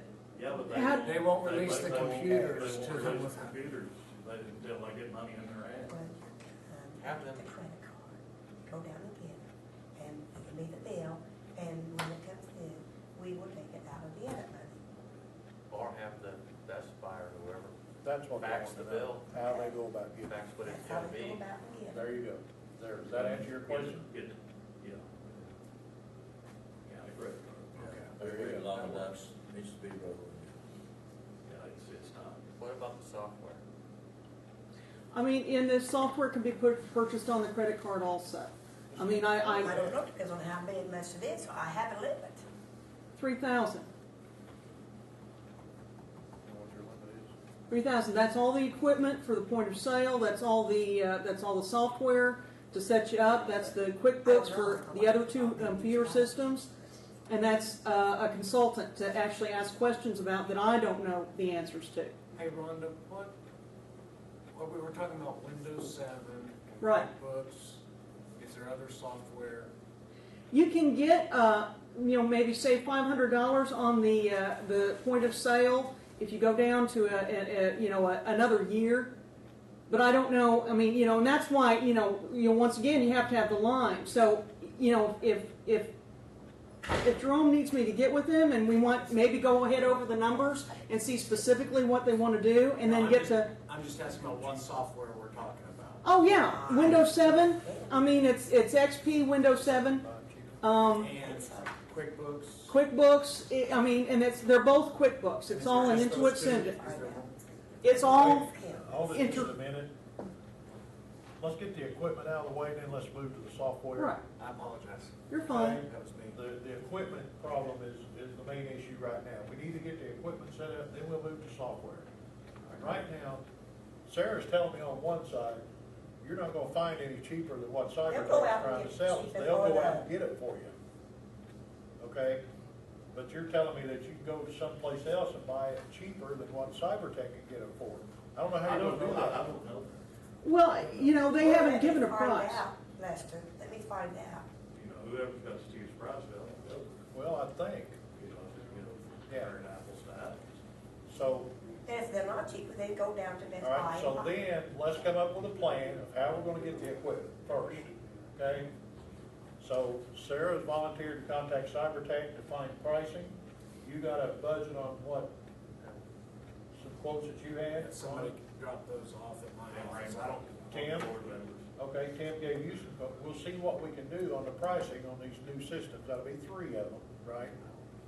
Is that what we agreed on, Jerome? 3. Yeah. All right, so we'll get that. All right. You take care of that.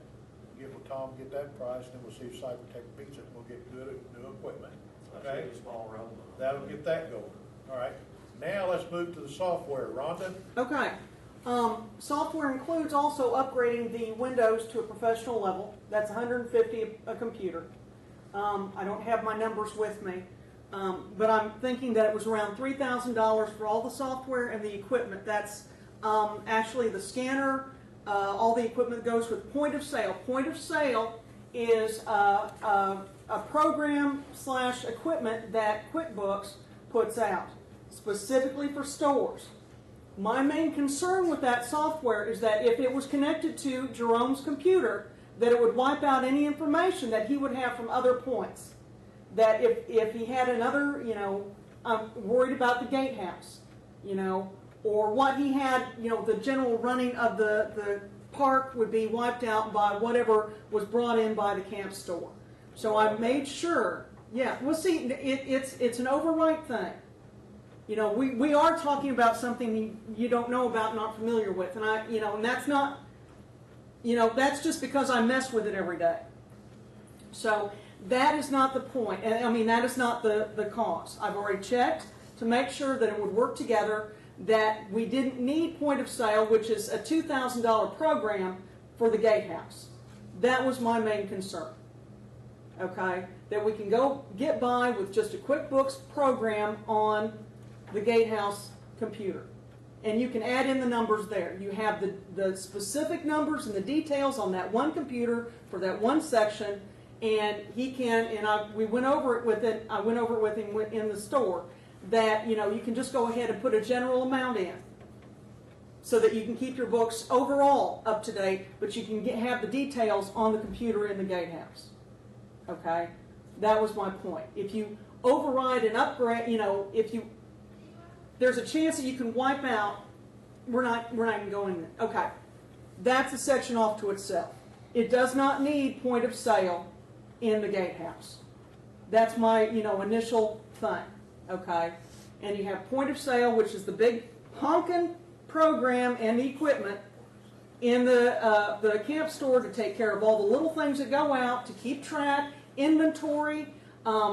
That price includes a scanner so that you can take inventory quickly and upload it into that computer, so you eliminate basically another employee that way. And you can keep inventory and you can keep track, it's all scanned in. And that point of sale will actually upload directly to Jerome's computer, which will have the QuickBooks. Those details will be a part of his program in his store. It's not, they can't, he has control over what information goes in or on, the information. It won't be accessible by someone in the guard shack. Booyah! Yes, that's exactly right. He'll have control of the counting for the, okay. Right. And so that way, he has control of the numbers. All the numbers come into him. He doesn't have to personally put them in, maybe for the gatehouse, but he can put them in one big chunk. The details are in the gatehouse. Now, if you find that you don't like that and you want to upgrade, it's not going to cost that much more to go ahead and put a point of sale into the gatehouse than it would initially anyway. So this is something that, it can be upgraded, because you have to buy, they have levels and whatever. So if you want to go ahead and put point of sale, which is the Extreme Mondo program in the gatehouse too, it really won't cost you that much more whether you buy it now or you buy it later. You see? But we're not sure we want to do that. So And we yeah. want to hold off. Hold off and see if you need it, and then that way, that will take care of that. So, yes. So, About training on this how to set up these accounts. I mean, what about that, Jerome? I mean, are you computer savvy or? well, and I will help him with what I can help him with, and I've also gotten a consultant in his name. He is my man. And so Jerome can call him up anytime that he needs to and be able to find out that information. And I'm still here to volunteer, not all my time. I am somewhat valuable, okay? But, I am here to make sure that the county gets what it needs, because I've taken this on, okay? So you are not without support. You can actually download the program and play with it. I don't have the connection here. I can go ahead and send out the email again. But you can actually go ahead and download and play with it on your own computer to find out if you like that program or not. The point of sale. Yes. You got 60. I've got it on my computer right now. Yeah. Well, that's the component that I've been talking about, because I knew QuickBooks and Office, and Windows. I thought there had to be something else out there that was geared toward this kind of retail type Right. thing. And so Right. that's why. Well, the point of sale is just a collection entity that collects the information scanned in, that takes it back to QuickBooks to Right. them. So Right. point of sale is just nothing more than collection of information sold or. That's exactly right. That's exactly right. With the idea that, you have, your clerks working on this, so that you have, you have like doorways where you don't, they don't have access to anything that you don't want them to have access to. And therefore you can go ahead and employ people, and that protects them also. So that's specifically the program, because the camp store is the big thing. Got a lot of little things going in and out. And if you can scan it in and keep track of it, that relieves you of a couple of employees and all of that kind of stuff. So that was what I was looking for. Now, if you want to go with another program, I don't know what's out there. I just worked with what I knew and what I had access to. So that's what that's what I would promote and try to help you with, if that's of service. And that's been my concern, Rhonda, is we're all kind of, we know where we want to get, but we don't know who has the answers. For Right. instance, the reservations. The reservations will be, now QuickBooks also has, like you can get a little scanner to put on your smartphone, and you can take credit card information there if you want to. So they have a program that will actually go on your phone where you can take credit card information. As far as the reservations, you want the knowledge. It's not the book of the reservations that you want. You want to be able to access the book and that information if those cabins are open. Okay, so Google Apps has a calendar application that you can use. That you can actually, yeah. So, and it's free or $5 a month, however you want to do it. And let me keep talking and rummage through my satchel here for a Well, second. that's okay. I just want to make sure that we're not just buying hardware, but we've addressed what the needs are from the software standpoint. Right, I've And taken it, yeah. I don't need the details of it. Right. I'm trying to get a feel for. Who's gonna set this thing up, the wireless link between the two computers? Rhonda's gonna put the antenna on top of the gatehouse. I am not going to put the antenna on top of the gatehouse. I think Cybertech's gonna go ahead with that. That's CyberTech, yeah. That's the hardware. It's They'll install the hardware. Let's go ahead and back off the computers. I know what Jerome wants. I don't know how we're gonna get there.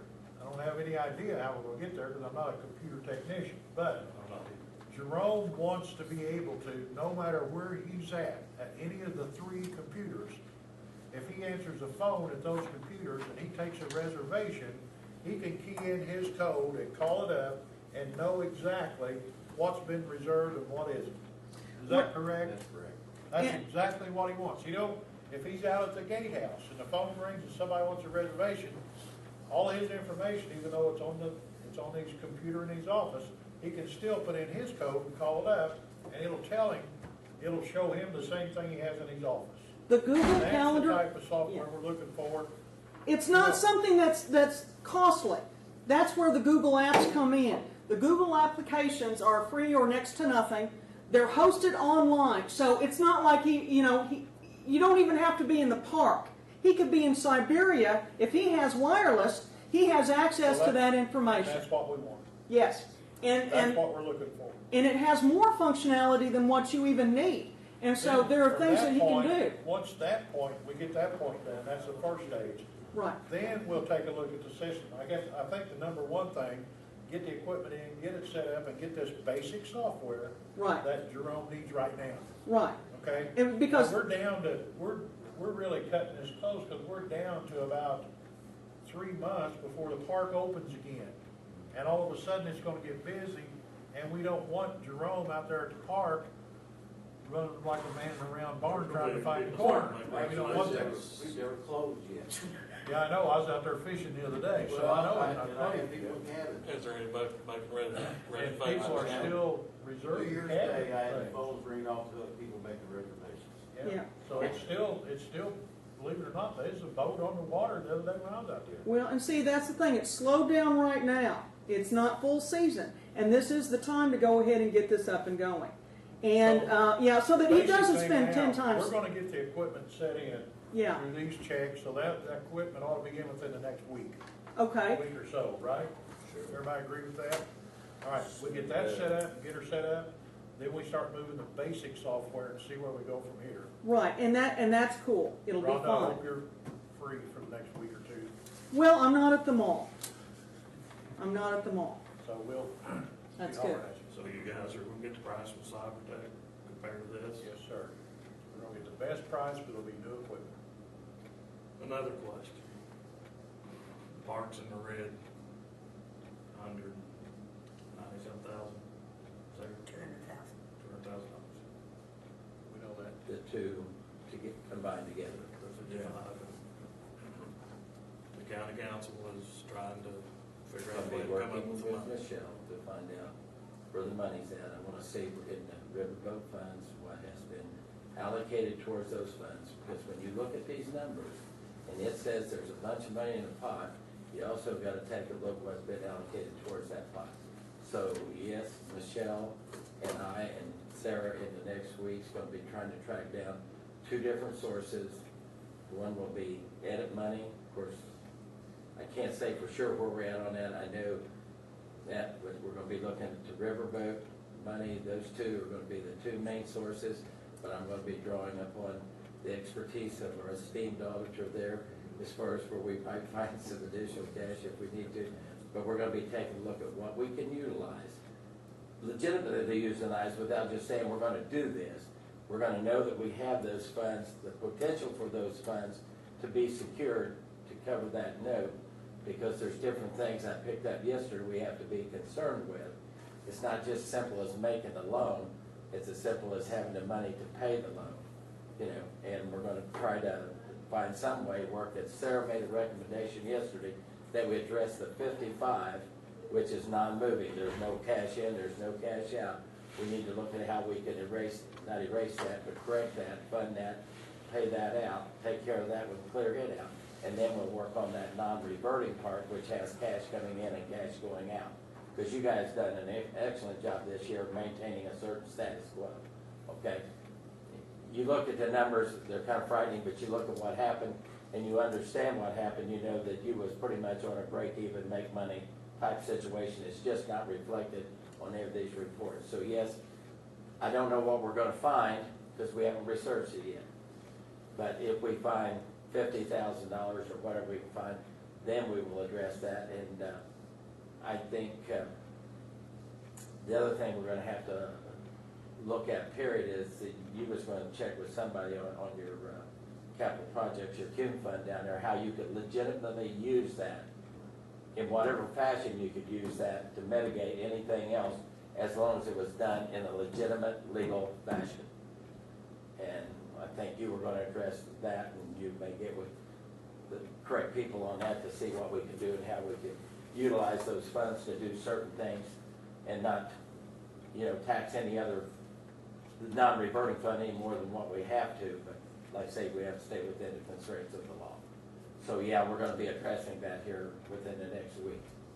I asked Michelle for a little bit of her time yesterday, Sarah, as far as what she might be able to do, and you might be thinking the same way as what have we got out there as far as, what have we got slated now? I know we got the $500,000 in the budget for next year paving those, but there was just a lot of things thrown out there. And sometimes I kind of get Edit and Riverboat confused as where those dollars are. Well, the only thing I'm gonna say about when you're talking about Edit, then you're taking road money away from the highway. Understood. That's what I'm saying. I understand that.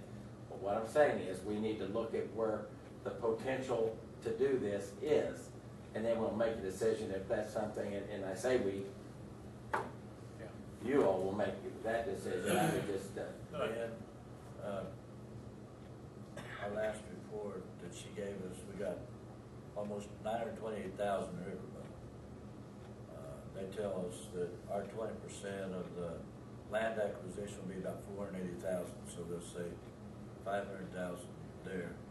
The roof project is about 180, and then rubber replacing project would be about 30. So there should be some Riverboat money left there to address that funding deficit. well, I don't know, we started a new year and we got 500,000 slated towards paving coming out Riverboat. I might be wrong. Yes. But if we take that, you know, You're taking that what I'm gonna say, we wanna sit down and not speculate just like you and I are doing right now. We want to sit down and tangibly say, here's the pot of cash that we have right now. What have we got allocated towards this pot of cash? Committee. Whether it's encumbered or whether it's whatever, what's gonna come out of this X amount of money? And then we're gonna look at what's left after that, plus what futuristically is budgeted for the future. We're also gonna try to assume, because yesterday, when I was looking at Riverboat funds, how they flowed in, and these are numbers, not exact numbers, but 2009, you got a little over $1 million some odd dollars Riverboat money. 2010, you got about 455,000 Riverboat. Last year, if the information I got was correct, you got approximately $415,000. Now, legitimately, we know that the boat that's supplying this source of revenue is being hurt by the bridge being shut down. Now, I can't factor in what that number is going to be. I know they're being hurt as far as their revenue is concerned in the month of January, February of this year, and if they get to open back up in March, and it just may be that everybody's so starved to gamble that, boy, once that gate's open, that they're all going to rush over here and the revenues are going to explode beyond I don't know what that number would be. I wouldn't expect it. But there's another point another gentleman brought up to me the other day. If Kentucky, by some I was chance, gonna tell you, changes their attitude towards gambling in their state, it's changing. I don't think we can just hang our hat on riverboat money, riverboat money. So we're gonna try to take a logical approach to see where we're at, what we got allocated out of this large number. It looks like a large number, but boy, my pocket right now has got maybe 40 bucks in it, but if I go to lunch, 40 bucks could be gone. But I'm not taking you guys out for lunch, so they're gonna be part of the You're donor. gonna eat it. But anyway, like I say, hopefully within the next week and a half, if people will bear with me and show me a certain amount of indulgence, we'll try to find out what we've got as far as riverboat funding, what is not spent, and how, look at One what's going to be. thing, one thing that we really gotta be careful with, and we really gotta concentrate on is because of the wet weather we've had and everything else, we cannot jeopardize road money. That is gonna be too critical in this county. 790-mile road, we don't have enough money right now. I mean, everybody says, yeah, there's plenty there. No, there's not. It's not there. The road money now, Gerald's what, $56,000 a mile of road? I mean, that's ridiculous, but it's there. And now this morning, the news, because of what's going on, the news says now the oil's gonna jump another $4 a barrel, you know, which is gonna be more ridiculous. It's just gonna keep adding and adding and adding. So there's no way within this next year we can jeopardize any of the road money. I mean, we may need more.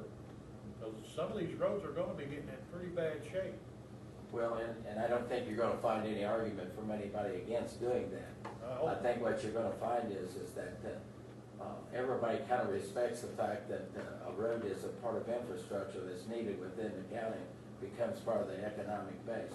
And I know this past year, and I don't remember the numbers directly to the T, but it's talking 56, maybe 53,000, only done maybe less than 20 miles of road. I don't know, Gerald, what you guys ended up with this year, 60.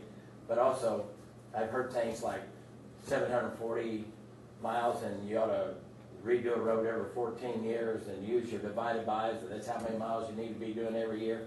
And when we look at the number of resources, dollars that we have to dedicate to that, we fall short.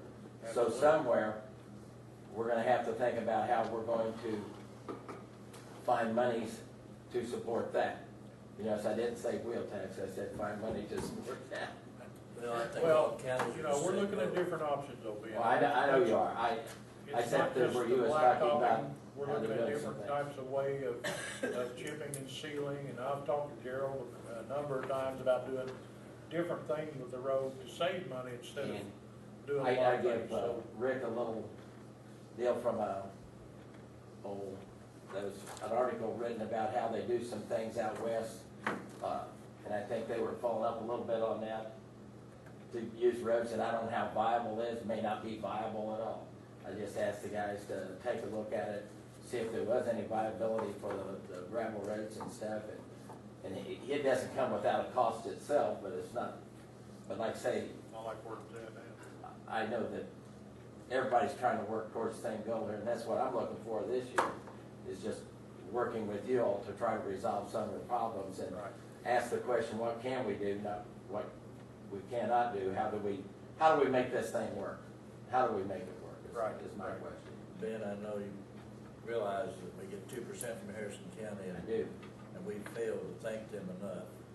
And I would like for you to get a letter from the county council signed personally by all the county council members to take it down there, and we'll do the same. And I'll get some kind of a gift to give all them again, thanking them.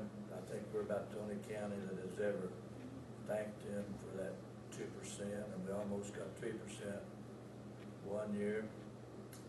A couple of members didn't show up that night, and we would have had 3%. Alvin Brown has helped us tremendously with the Harrison County riverboat money. And he got the votes, but they didn't all show up that night, and we didn't get the 3% we were hoping for. Well, like I say, when I say the funds coming from them, it's not because they're cutting the amount that they're giving us, their revenues are cut. So 2% of what is what? You know, it's not that they're trying to shortchange us, they're just sending us what's moving on to them. Right. And guys, with the economy, those people that might have been gambling every day doing something may not be doing it anymore. Like I say, I don't think we can, Well, if you go to the parking lot, you're gonna see a lot of Kentucky license plates. And if the voters down there approve the referendum that's gonna go on the ballot, looks like it's gonna decrease tremendously in the future, so something we'll have to live without. well, like I say, Hopefully, I think we have to start thinking long-term on our budget deals, that money may not be as lucrative as it once was. and hopefully. And how does that work for us in the future? And hopefully Purdue will be able to come up with something, or somebody with some cheaper road projects that, because all the counties, I'm sure, have the same problem we're having. Back to my question about bending the rate.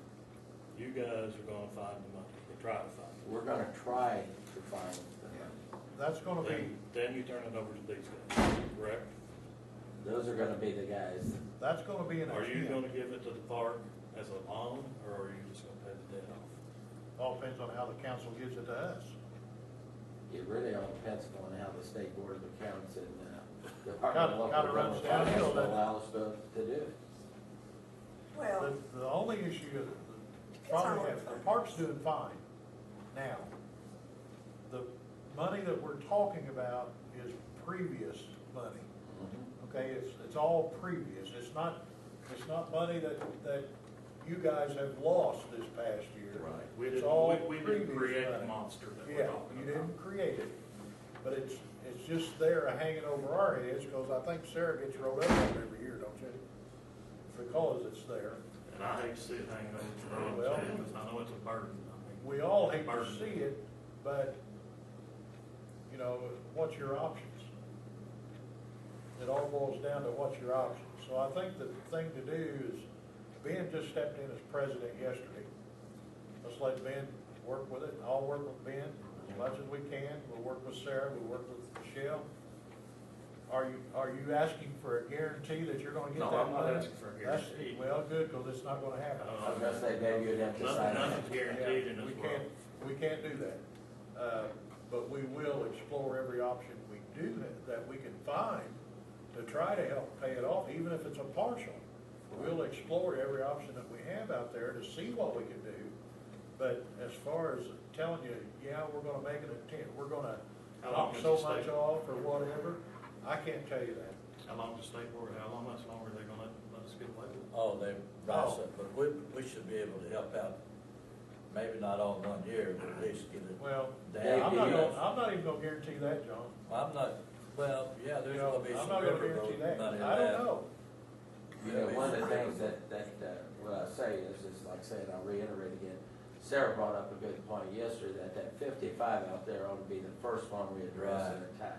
We get that one, because there's nothing funding that, there's nothing going there.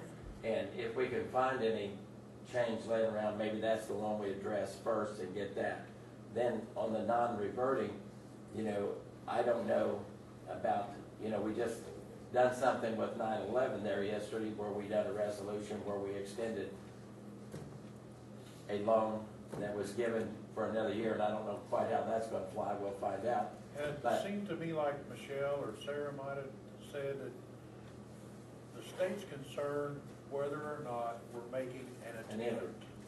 Okay? So if we find even a small amount that we can say, okay, this is coming off, you know, that may pacify them to where, yeah, they're doing what they need to be doing, they're attacking the problem, you know, and getting rid of it. But right now, I don't think there's any guarantees at all. I can't tell you that there's gonna be a certain amount of any kind. I can tell you, yeah, we'll pay something on it this year. I can't tell you that. Not until we get together and do some research. Well, and it may even be that on that non-reverting, that we leave it as it is, money in and money out, and try to filter into that. Yeah, I don't know all the answers. I'm gonna have to talk to the experts to find out what we can do in those areas. And I looked at Sarah and some other people that's a lot But more I versed think- in how we can handle things And I think financially. there's one thing we can assure the park board is that it's not a forgotten issue, it's something that we're continually working, okay?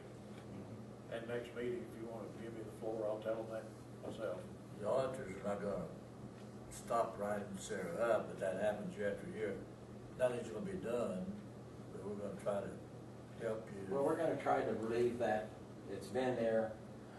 Like I say, if we can get that 55 wide, that's gonna be the first step, I think, if everybody's in agreement, and then we'll take a look at the other. And it's not that we're trying to make somebody look bad or anything else, it's we're just trying to do something in a legitimate way of doing the business, and I know. Well, Jerome can rest assured that we know where the money, you know, we know what's going on at the park. I feel very comfortable that Jerome and the My mayor's question very is, well. why did we feed that monster until it got that big? Now, wait a minute, now you're back, you're going into tread water where I hadn't been before. That was, I wasn't there. That was there before we. You know, but I I don't know, know you guys. that was before, so I'm not gonna touch that one. Lester said this problem wasn't brought about by the present board, but, and we didn't do that either. As a board, your board didn't, but we have a responsibility to correct it, and I think we ought to do everything we can to get you guys. We'll Yeah, I do the think best we that's- can to correct the situation, but as far as past history, I can't go there. I'd like to see the slate wipe clean and give us a fresh start. I would too. I think we all would. If it takes money to do that, and Absolutely. we find the money. I don't know. It's gonna be a bitter pill, no matter how you code it, but you'll have to eventually do something, and yes, and hopefully, like I say, we can kind of track down, so Sarah, if you don't mind, if you guys be thinking towards that, what those things are, and you may already have that right on the tip of your tongue, I don't know, but I'll be bothering somebody next week for about 45 minutes to an hour if I come in. Just be good to me, be kind to me, okay? Smack I'm real around. sensitive person. Give me a call, Ben, I'll join you. Okay. So, What else you got, Lester? on the computers, you will get with Jerome, or you want Jerome to get with you in a week or so? Well, I'll probably know the answer today. When we get done with the meeting, I'll email David back as soon as I go back up to the office, and he'll probably respond to me. Do you want Jerome to get with you? Yeah. Okay. Then we'll know which way to go. Thank you. What else you got? I know that wasn't anything you wanted to hear. Rhonda had her hand up, so I guess you're next. Yes. I have two things. At the mall, we as in, it's a royal we, had space to display stuff. Washington County had a week, and several other counties had a week, including Harrison County, which was the last week. And I'm working closely, not in any official way, I'm just kind of letting you know so that if you see me over there, you don't, okay? So, Over where? over in Harrison County or hear anything, what I'm doing, they're gonna take me out for lunch, okay, because I offer them space in the mall. And they collected a lot of names, it was like bonus, okay, so I'm gonna go ahead and arrange to go down with Sandy Payne, who is one of the managers at the Green Tree Mall. And so again, try to organize, see if I can get with their tourism bureau, as well as maybe their chamber, to go ahead and see if there's anything that I can offer them to help them with their stuff, or vice versa. Okay, see, I'm not the tourism bureau, I'm not anything, but I can offer this to them. And I've already talked with Richard to see if he wants anything, and you guys will decide what you want, if you want anything at all. Also, yesterday at the council meeting, I brought up that Mr. Cyphers has written a letter to me on Indiana Proud. And I want to say first off, and right now, that I consider Mr. Cyphers an extremely good, massively wonderful asset to the community. Okay? I think he does an excellent job. All right? And I look at him in this position as an asset to the community. I was talking with Max, and the initial letter was not really productive, in that there were no examples of what, it was asking to take down part of Indiana Proud and all that. Let me get my foot firmly in my mouth, sir, okay? Okay. So, talking with Max, and I said, look, that, it never did come up in the meeting that you guys, as official Washington County business, had any dealings with my website at all. Okay? As per the open door laws. I don't know of any lawsuits pending, so it really would be illegal for you to go ahead and vote on it in an executive session. And so what it looks like is that, and I don't know this, what it looks like is that Randall Bills and Jason Cockrell have used county facilities or county assets to go ahead and send a letter out. Okay, this is what it looks like to me. This is my interpretation. And what in the council meeting, I had talked to Mark Clark before, and I said, look, had you heard of anything in the meeting? Because Randall Bills is councilman. Had you heard anything in the meetings? I didn't hear anything. The two meetings that we missed were because, we didn't want to send our son up here. He may be as big as a house, but he's still our child, and we don't want, if there's something going on, we don't want him exposed to it. But I don't think you've met him. Or yeah, you have. But the thing of it is, if, the main thing about the open door laws is that, if you feel that you have to keep it secret, maybe you shouldn't do it at all. Okay? So if, I would like to ask you to go ahead and take this month and look at the situation. If you want to vote on it in open meeting, whether you want me to take part of Indiana Proud down, Max and I have already talked with Mr. Cyphers, in that we could go ahead and maybe put up examples of why my videotape is wrong, or something similar to that nature. Go ahead and look into the details. Now, this also brings up the concern that possibly other employees or other members of the government are using government assets for their own purpose. That's what it looks like to me. I don't know if that's true or not. Maybe that needs to be looked into also.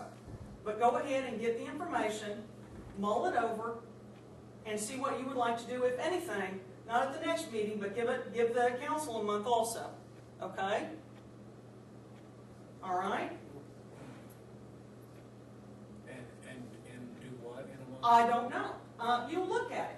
Really, it wasn't appropriate if really Randall Bills and Jason Cockrell, and I don't say they are or not, had used you to represent Washington County, saying this. It didn't go through the council, it didn't go through the commissioners.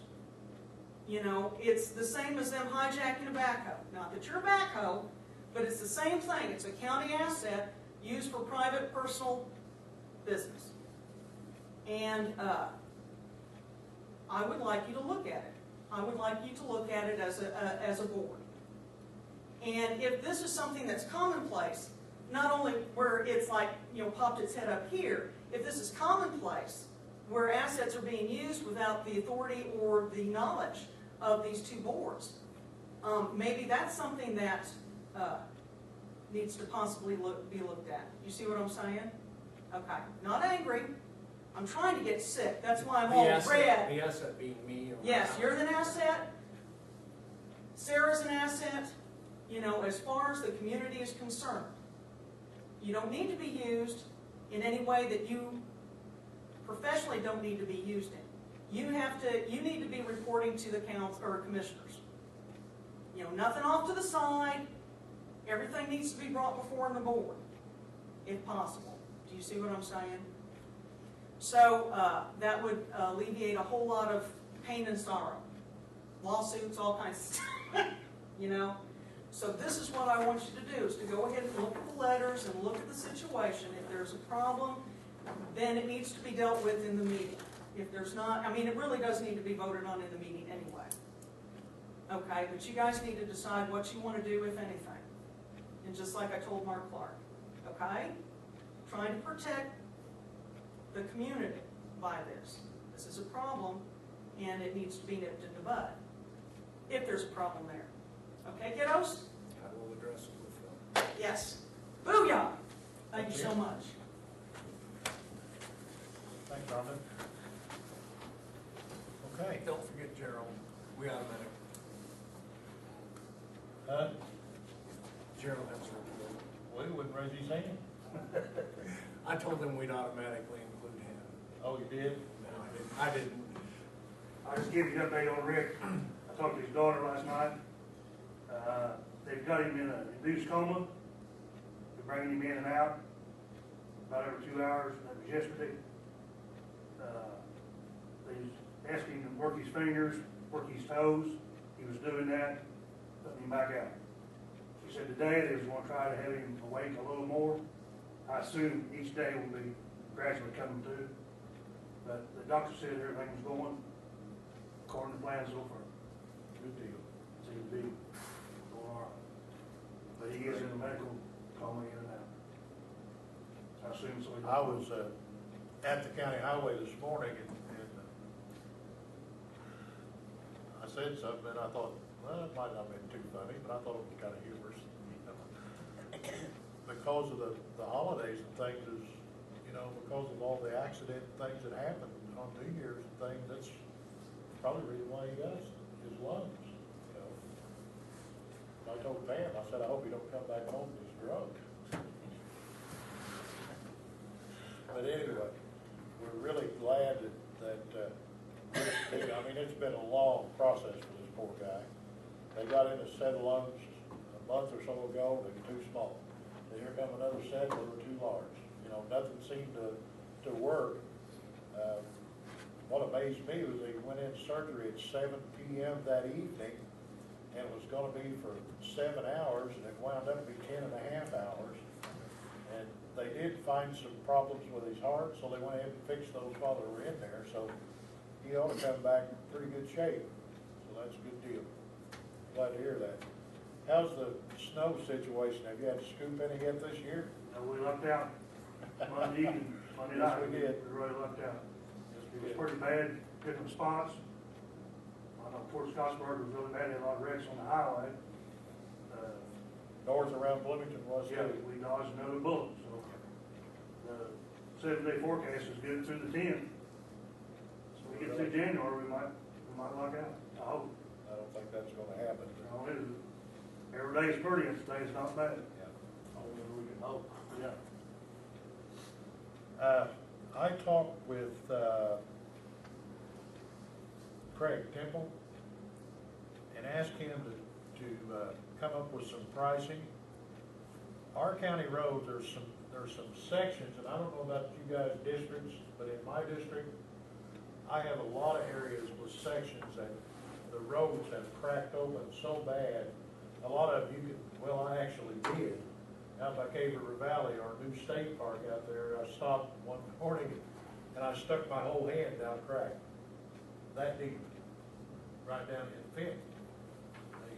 They're cracked open that bad. This is a blacktop road. So I called Craig and I said, man, we got a problem. There's a lot of sections, and it seems like there'll be 25 to 50-foot sections, and then it stops, okay? But I asked him to come up with some pricing on what it would cost, like the state does on their highways, to put in oil and then chips, and seal those up. If we could get that done before, a lot of water could get in there and freeze, what I'm afraid of is a lot of water is gonna get in there, it's gonna freeze up, and when it freezes up, it's gonna raise that asphalt. And we all know what'll happen then, because if it snows and the plows come by and hook it, there goes chunks of asphalt, and you're got a mess.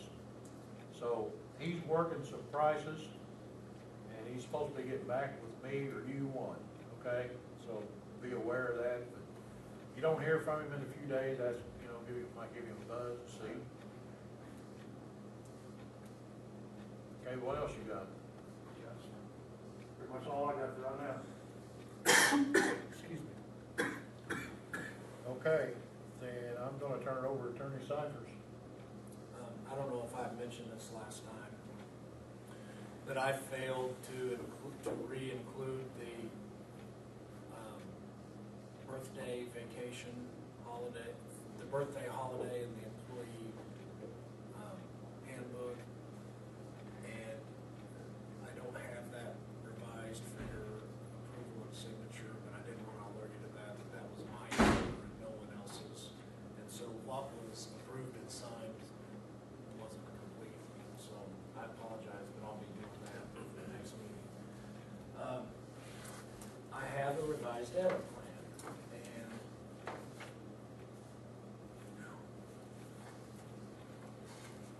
I want to explain with you guys sitting here what I did.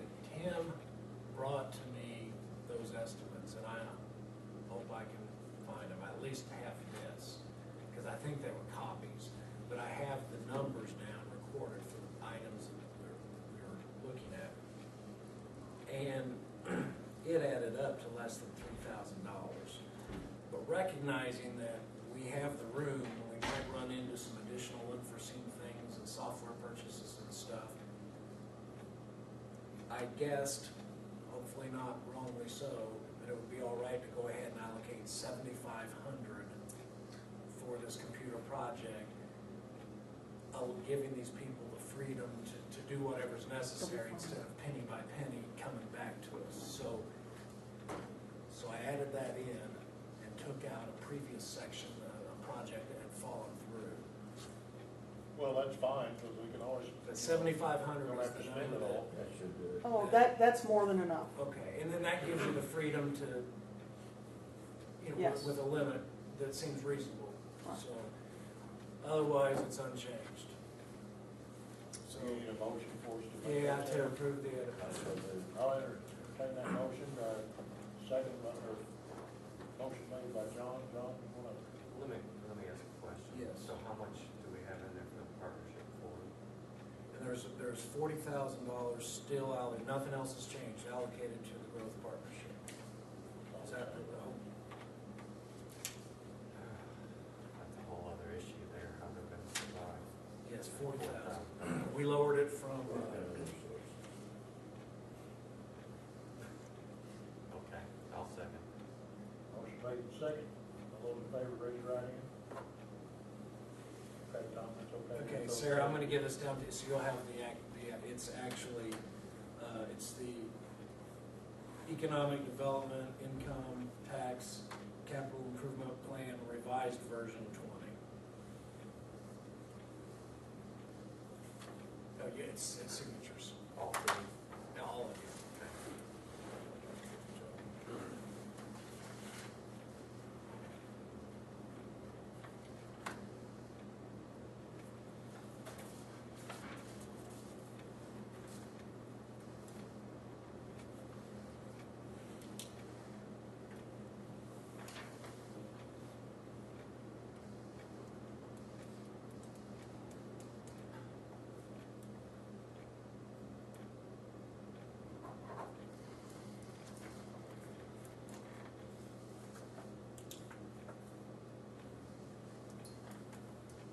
And that's all I have. Commissioner Mishler? Let's, I guess first thing start on the roof. We have, we're gonna have a change order on that. Do you have the dollar amounts? Yeah, that's the other thing I had. Coverage.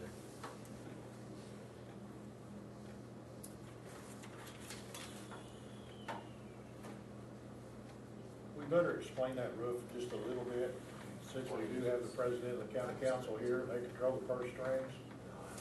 I fought that being tooth and nail because 32,000 just seemed like an awful lot for a rubber roof. On that rubberized roof for us. But after checking with John Hawkins and coming through the company that's doing this, that's doing the roofing, the shingles and all that, we did find out that if we tried to do that in any other way, by some other company, some other contractor or whatever, it would affect the warranty.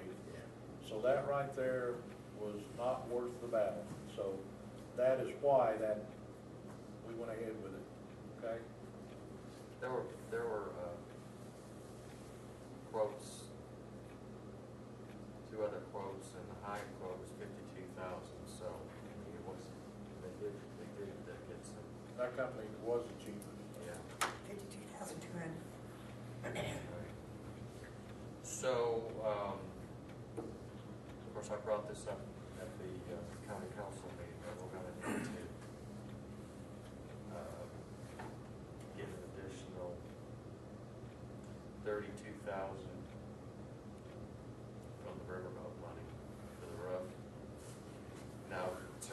saying that the, John Hawkins fees, we're not gonna have to worry about getting I additional thought we roof paid on? all his fees, but now I don't know, I've not got no other bills from him, so I thought We've we already paid all paid his the- fees.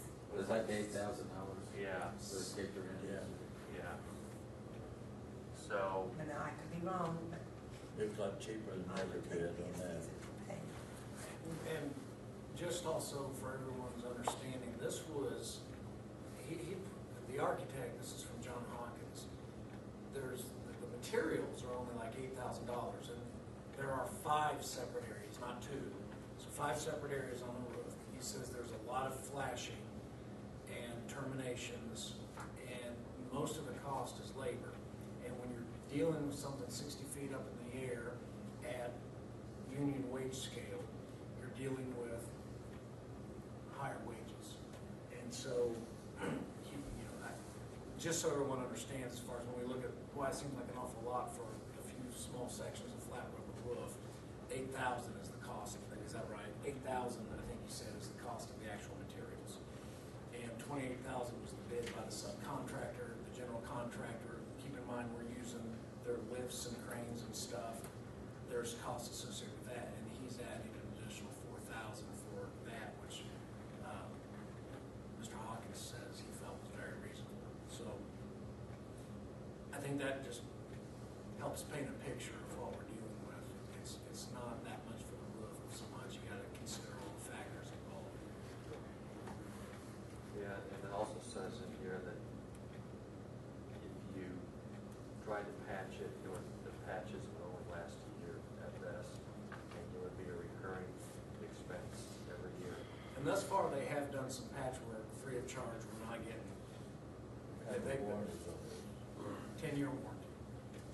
And on the roof. The roof's a 40-year, the roof's a 40-year, well, it's a 40-year shingle, of course. But this rubber roof only has a 10-year warranty. Is that right? Right, it says here too. But I'd like to make a motion that we take an additional 32,000. Okay, motion. I mean, I guess that's pending that we've already paid John Hopkins though too. It's 32,700 for me. 32,600 Yes. to, from Riverboat to finish the roof, the section that needs to be complete. I'll second that motion. Okay, motion been made and seconded. Go ahead and approve that contract of $32,600 for the rubber roof. All those in favor, raise your right hand. Opposed, same sign. Motion carried. Hey, Tom, I got this thing now. It's got a date, or it's got where they all need to sign. What is that? It's from John Hawkins. It's a change It's a order. change order, Okay. so they all need to sign Yeah. that. Now, who's gonna contact John Hawkins and let him know I'll this was? call it. He'll probably have to have a copy of this change order. I don't know if John does or not. You know, he may. You have his email to scan it? I don't know if I do.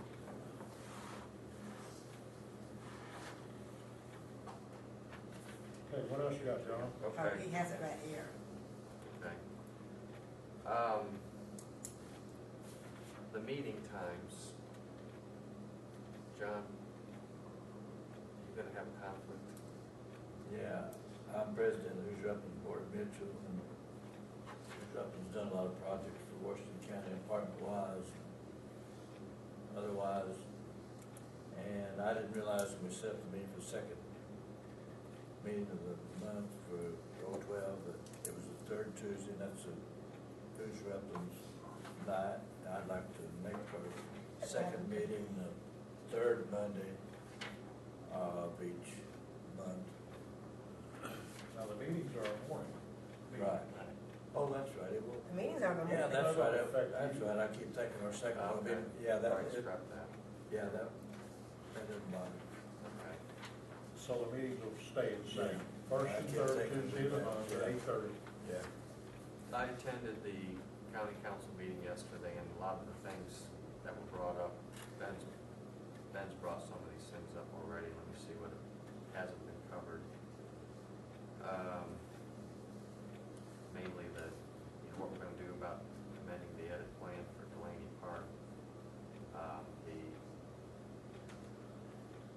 funds that are in the red, how we're gonna handle that.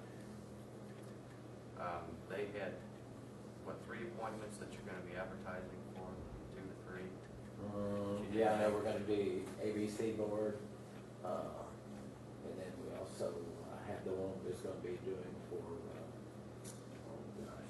Mignon, Uh, Park Board. Hardboard, yeah, Mignon, escaped me there, but Mignon's, yeah, and I don't know about the third one, I mean, That's only two, yeah, that's only two ABC items. and the park was the only two, I think we were unsure of. Okay. But we didn't have anybody of interest in the ABC board as of yet, so we were going to put something in the paper about that, and then we was actually gonna check with, Mark Clark is checking with Mignon to get a written resignation, because it's just a verbal something right now, so, we'll be looking for people of interest. You better hurry, because I heard she's gonna go south for about 4 months. Yeah, It's already gone. she's already Yeah, already gone. left. She's already gone, but I think it'd be inappropriate for us to replace her and not have a written resignation. Back up, John, you said, what are you talking about, departments in the red? Not the, well, the fund is in the red. The funds are in the red. Red. You mentioned edit monies, but we're gonna be looking at every potential Yeah.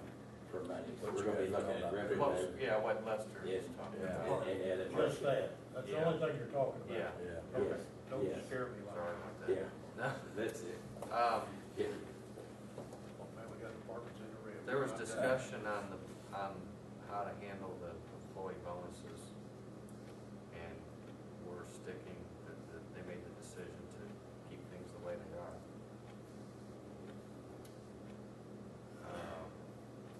Let's see what else here. And of course, that's basically as far as what he has already brought up.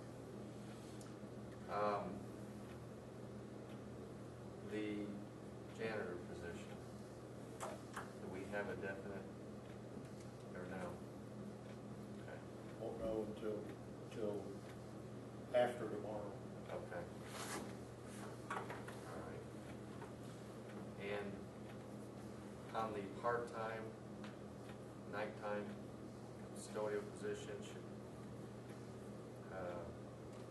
we're not gonna run an ad on that, I'm assuming. Can we clarify something? I think maintenance is the first. Yeah, maintenance. You're talking to somebody about replacing the maintenance guy that is Right. moved on. And then the custodian position that's been open for longer has been changed to part-time, and you're looking at. But we still have plenty of applications from, we had over 100 applications that we could go through for that part-time, so we should be filling that shortly. I think that's basically all I have.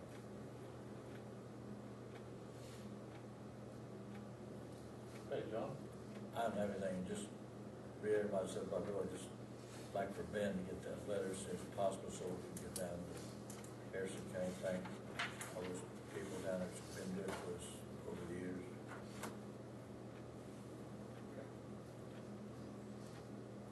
Sarah?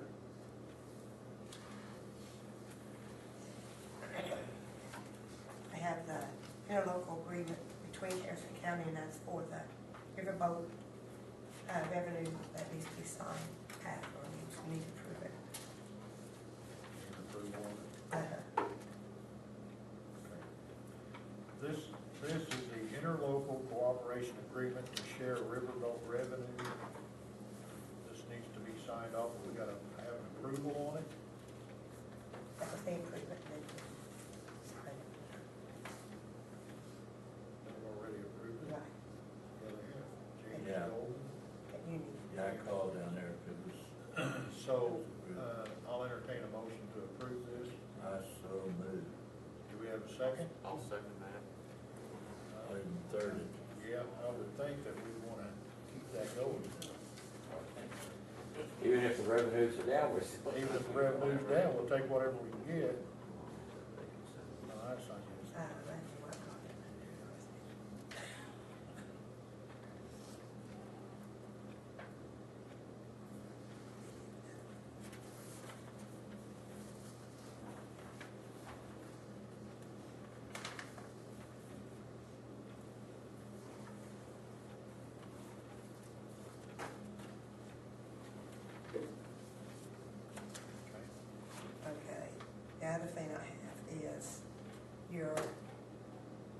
things to do over for the, Bridge 105. I've got the, past performance data from NDOT, they sent them to me. Okay. So there's 3 copies that, this is what you have to go by when you, here's your instructions for you to. And here's the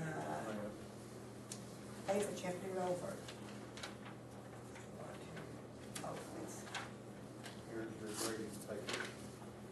And please read the instructions, how to do it. You cannot make no marks and scratch them out.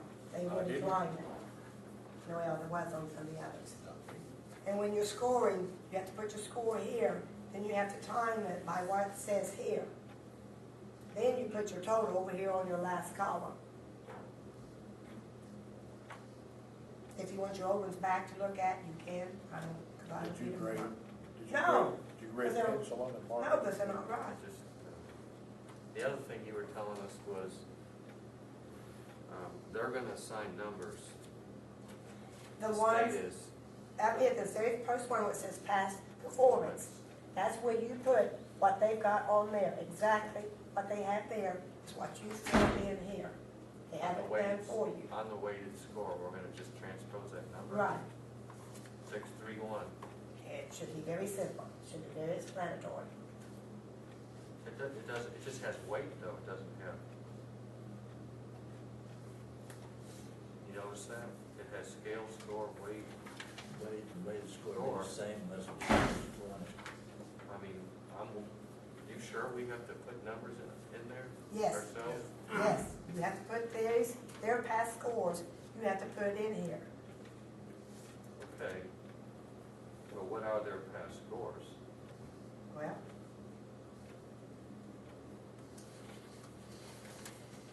quality score, right here for performance, 0 on the first one. Okay. Right here, then when it says schedule, it's, on the first it says .06, you put that here.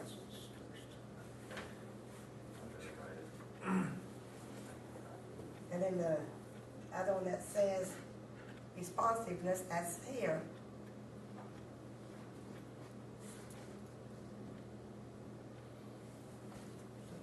So you put, like on this one here, you'd have a 0 here, you'd have schedule an 06 there, .06 and .06 here. 1.6. No, you went down, I'm going across, you've got to go across. Sarah, if we just left that top part blank, can you fill in the states? I mean, are we gonna be, can you fill those in? Yeah, I can. Just fill those in for us and we'll do our part.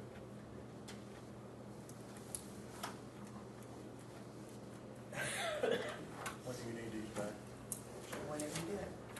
Okay.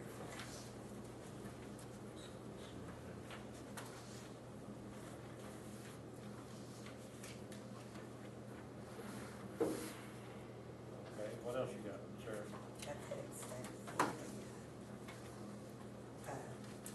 We don't have any claims, we just have payroll this week, this time. No plate? No, because it was, we'd already, with the way the holidays fell and everything, it was Tuesday, we couldn't get claims in. I mean, there wasn't, All right. whether a holiday fell, the state, we took off. There is no claims at this meeting, but I will entertain a motion to accept the payroll. So moved.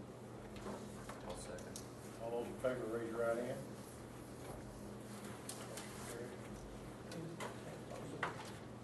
John, Paul. If I just tell you John, you're gonna have a problem with it.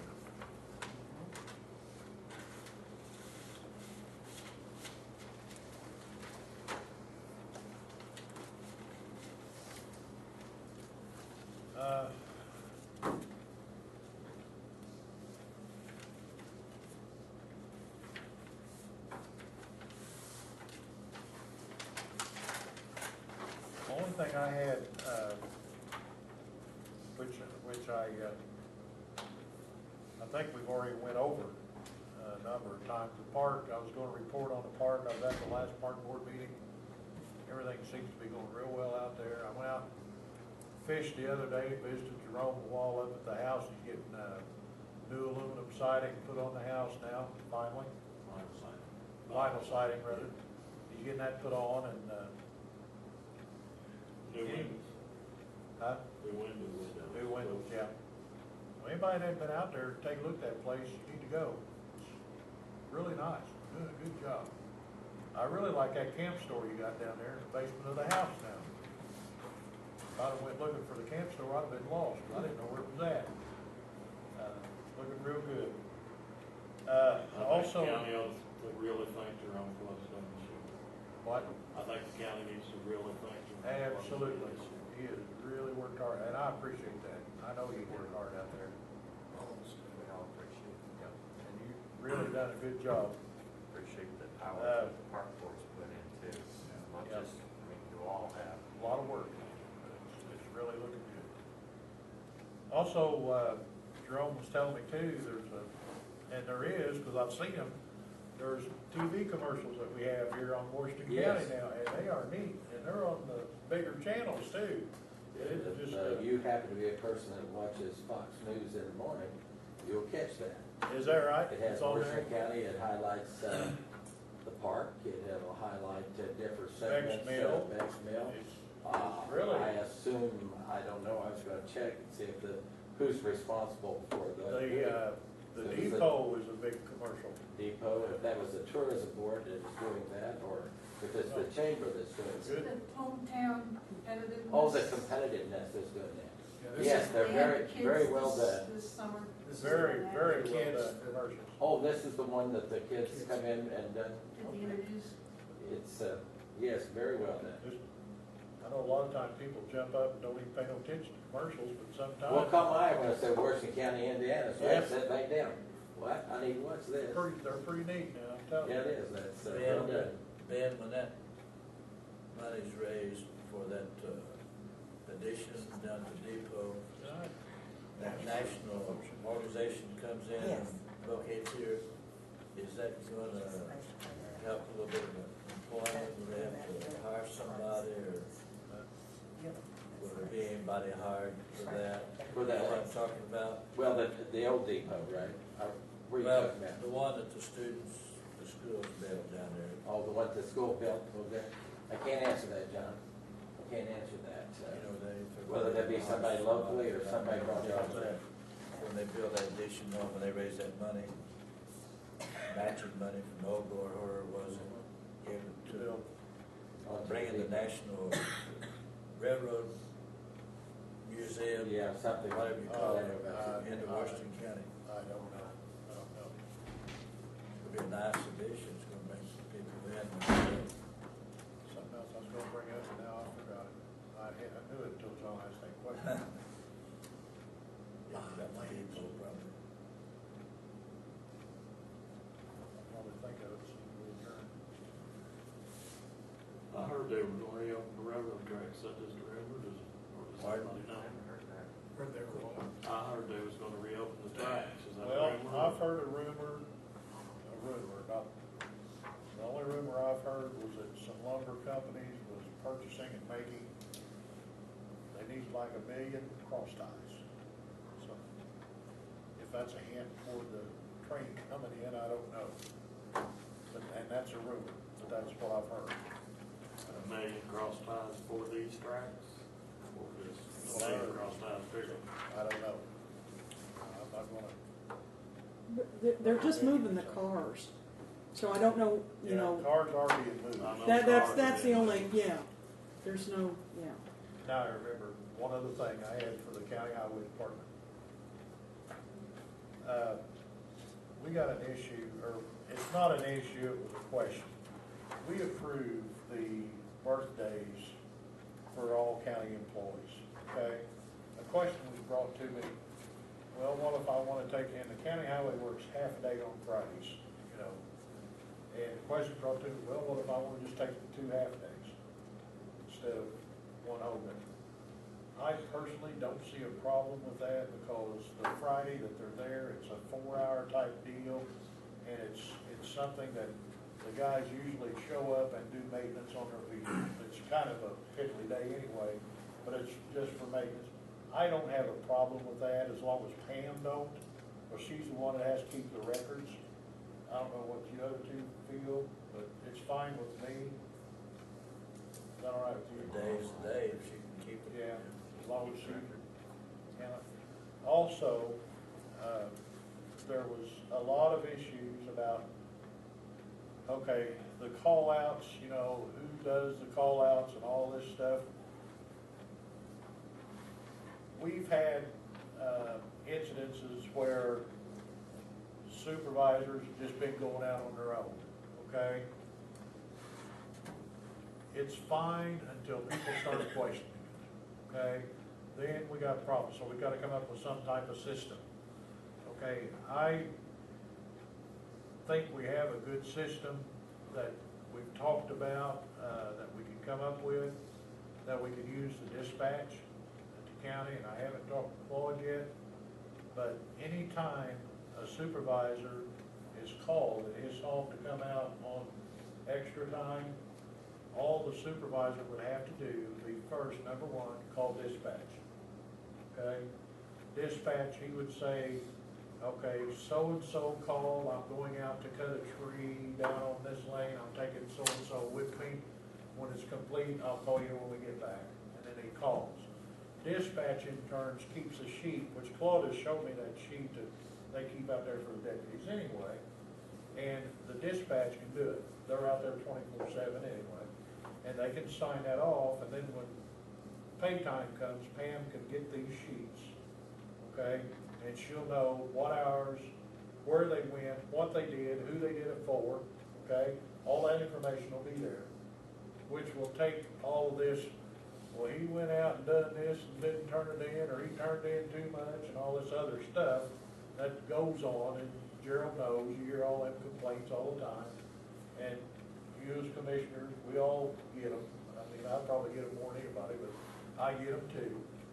But this way, it'll be a system that will be set, okay, and in place, and we'll take care of that out there. And the reporting, and I think that's all it's just gonna be, just correct reporting.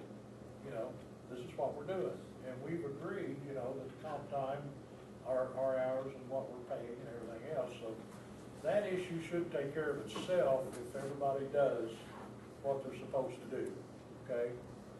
And Gerald, we probably ought to get with all the supervisors, be sure to tell them, this is what you need to do. When you get ready to leave, call dispatch. Say, I'm leaving home now to go cut a tree out of such and such, or I'm gonna pull these two out to go shovel snow, or I'm gonna, you know, whatever. If we call dispatch, they'll have the records, and then it'll be kept, and then they call when they get back home. As of January 1, my knowledge is, they called me 3 times already. Yeah, I know, They called me yeah, for trees. Sunday when the rain was blowing. yeah.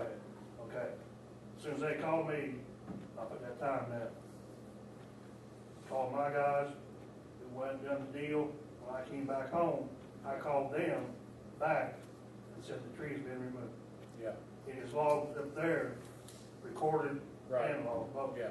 So the So only if there's thing, ever any doubt, all you gotta do is go right up there, they can pull the tape. if we got it at dispatch, Yes. it's just so much easier. Just call dispatch, the girl's sitting there anyway, they can just write it down, and we'll have it. If you get a call from somebody in the public that don't go through the jail, you need to tell them to call the jail, dispatch.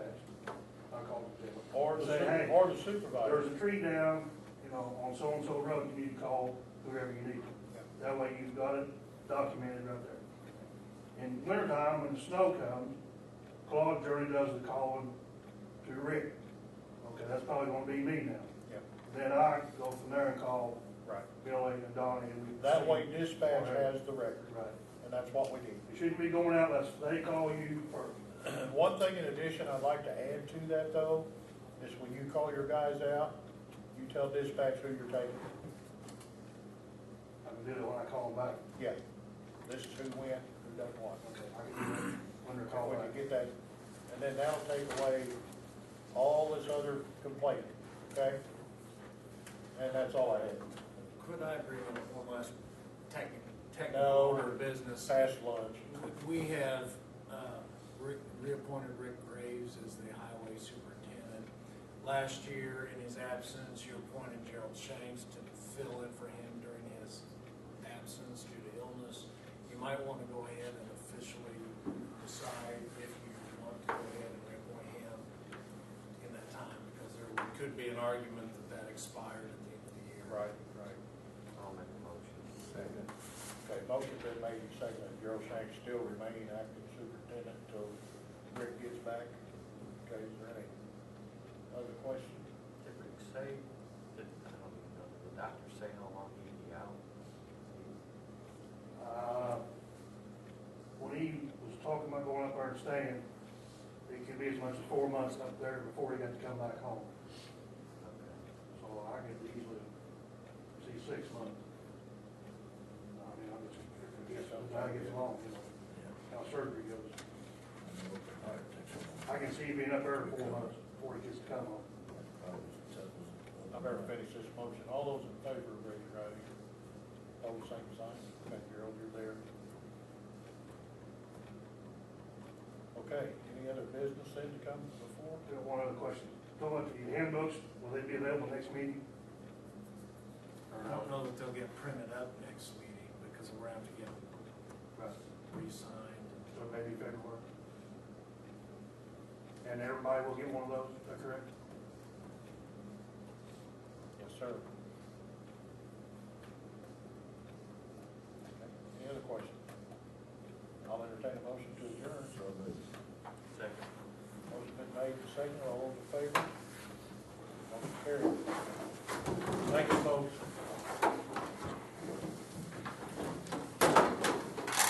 Okay, so what time is it? 9 o'clock.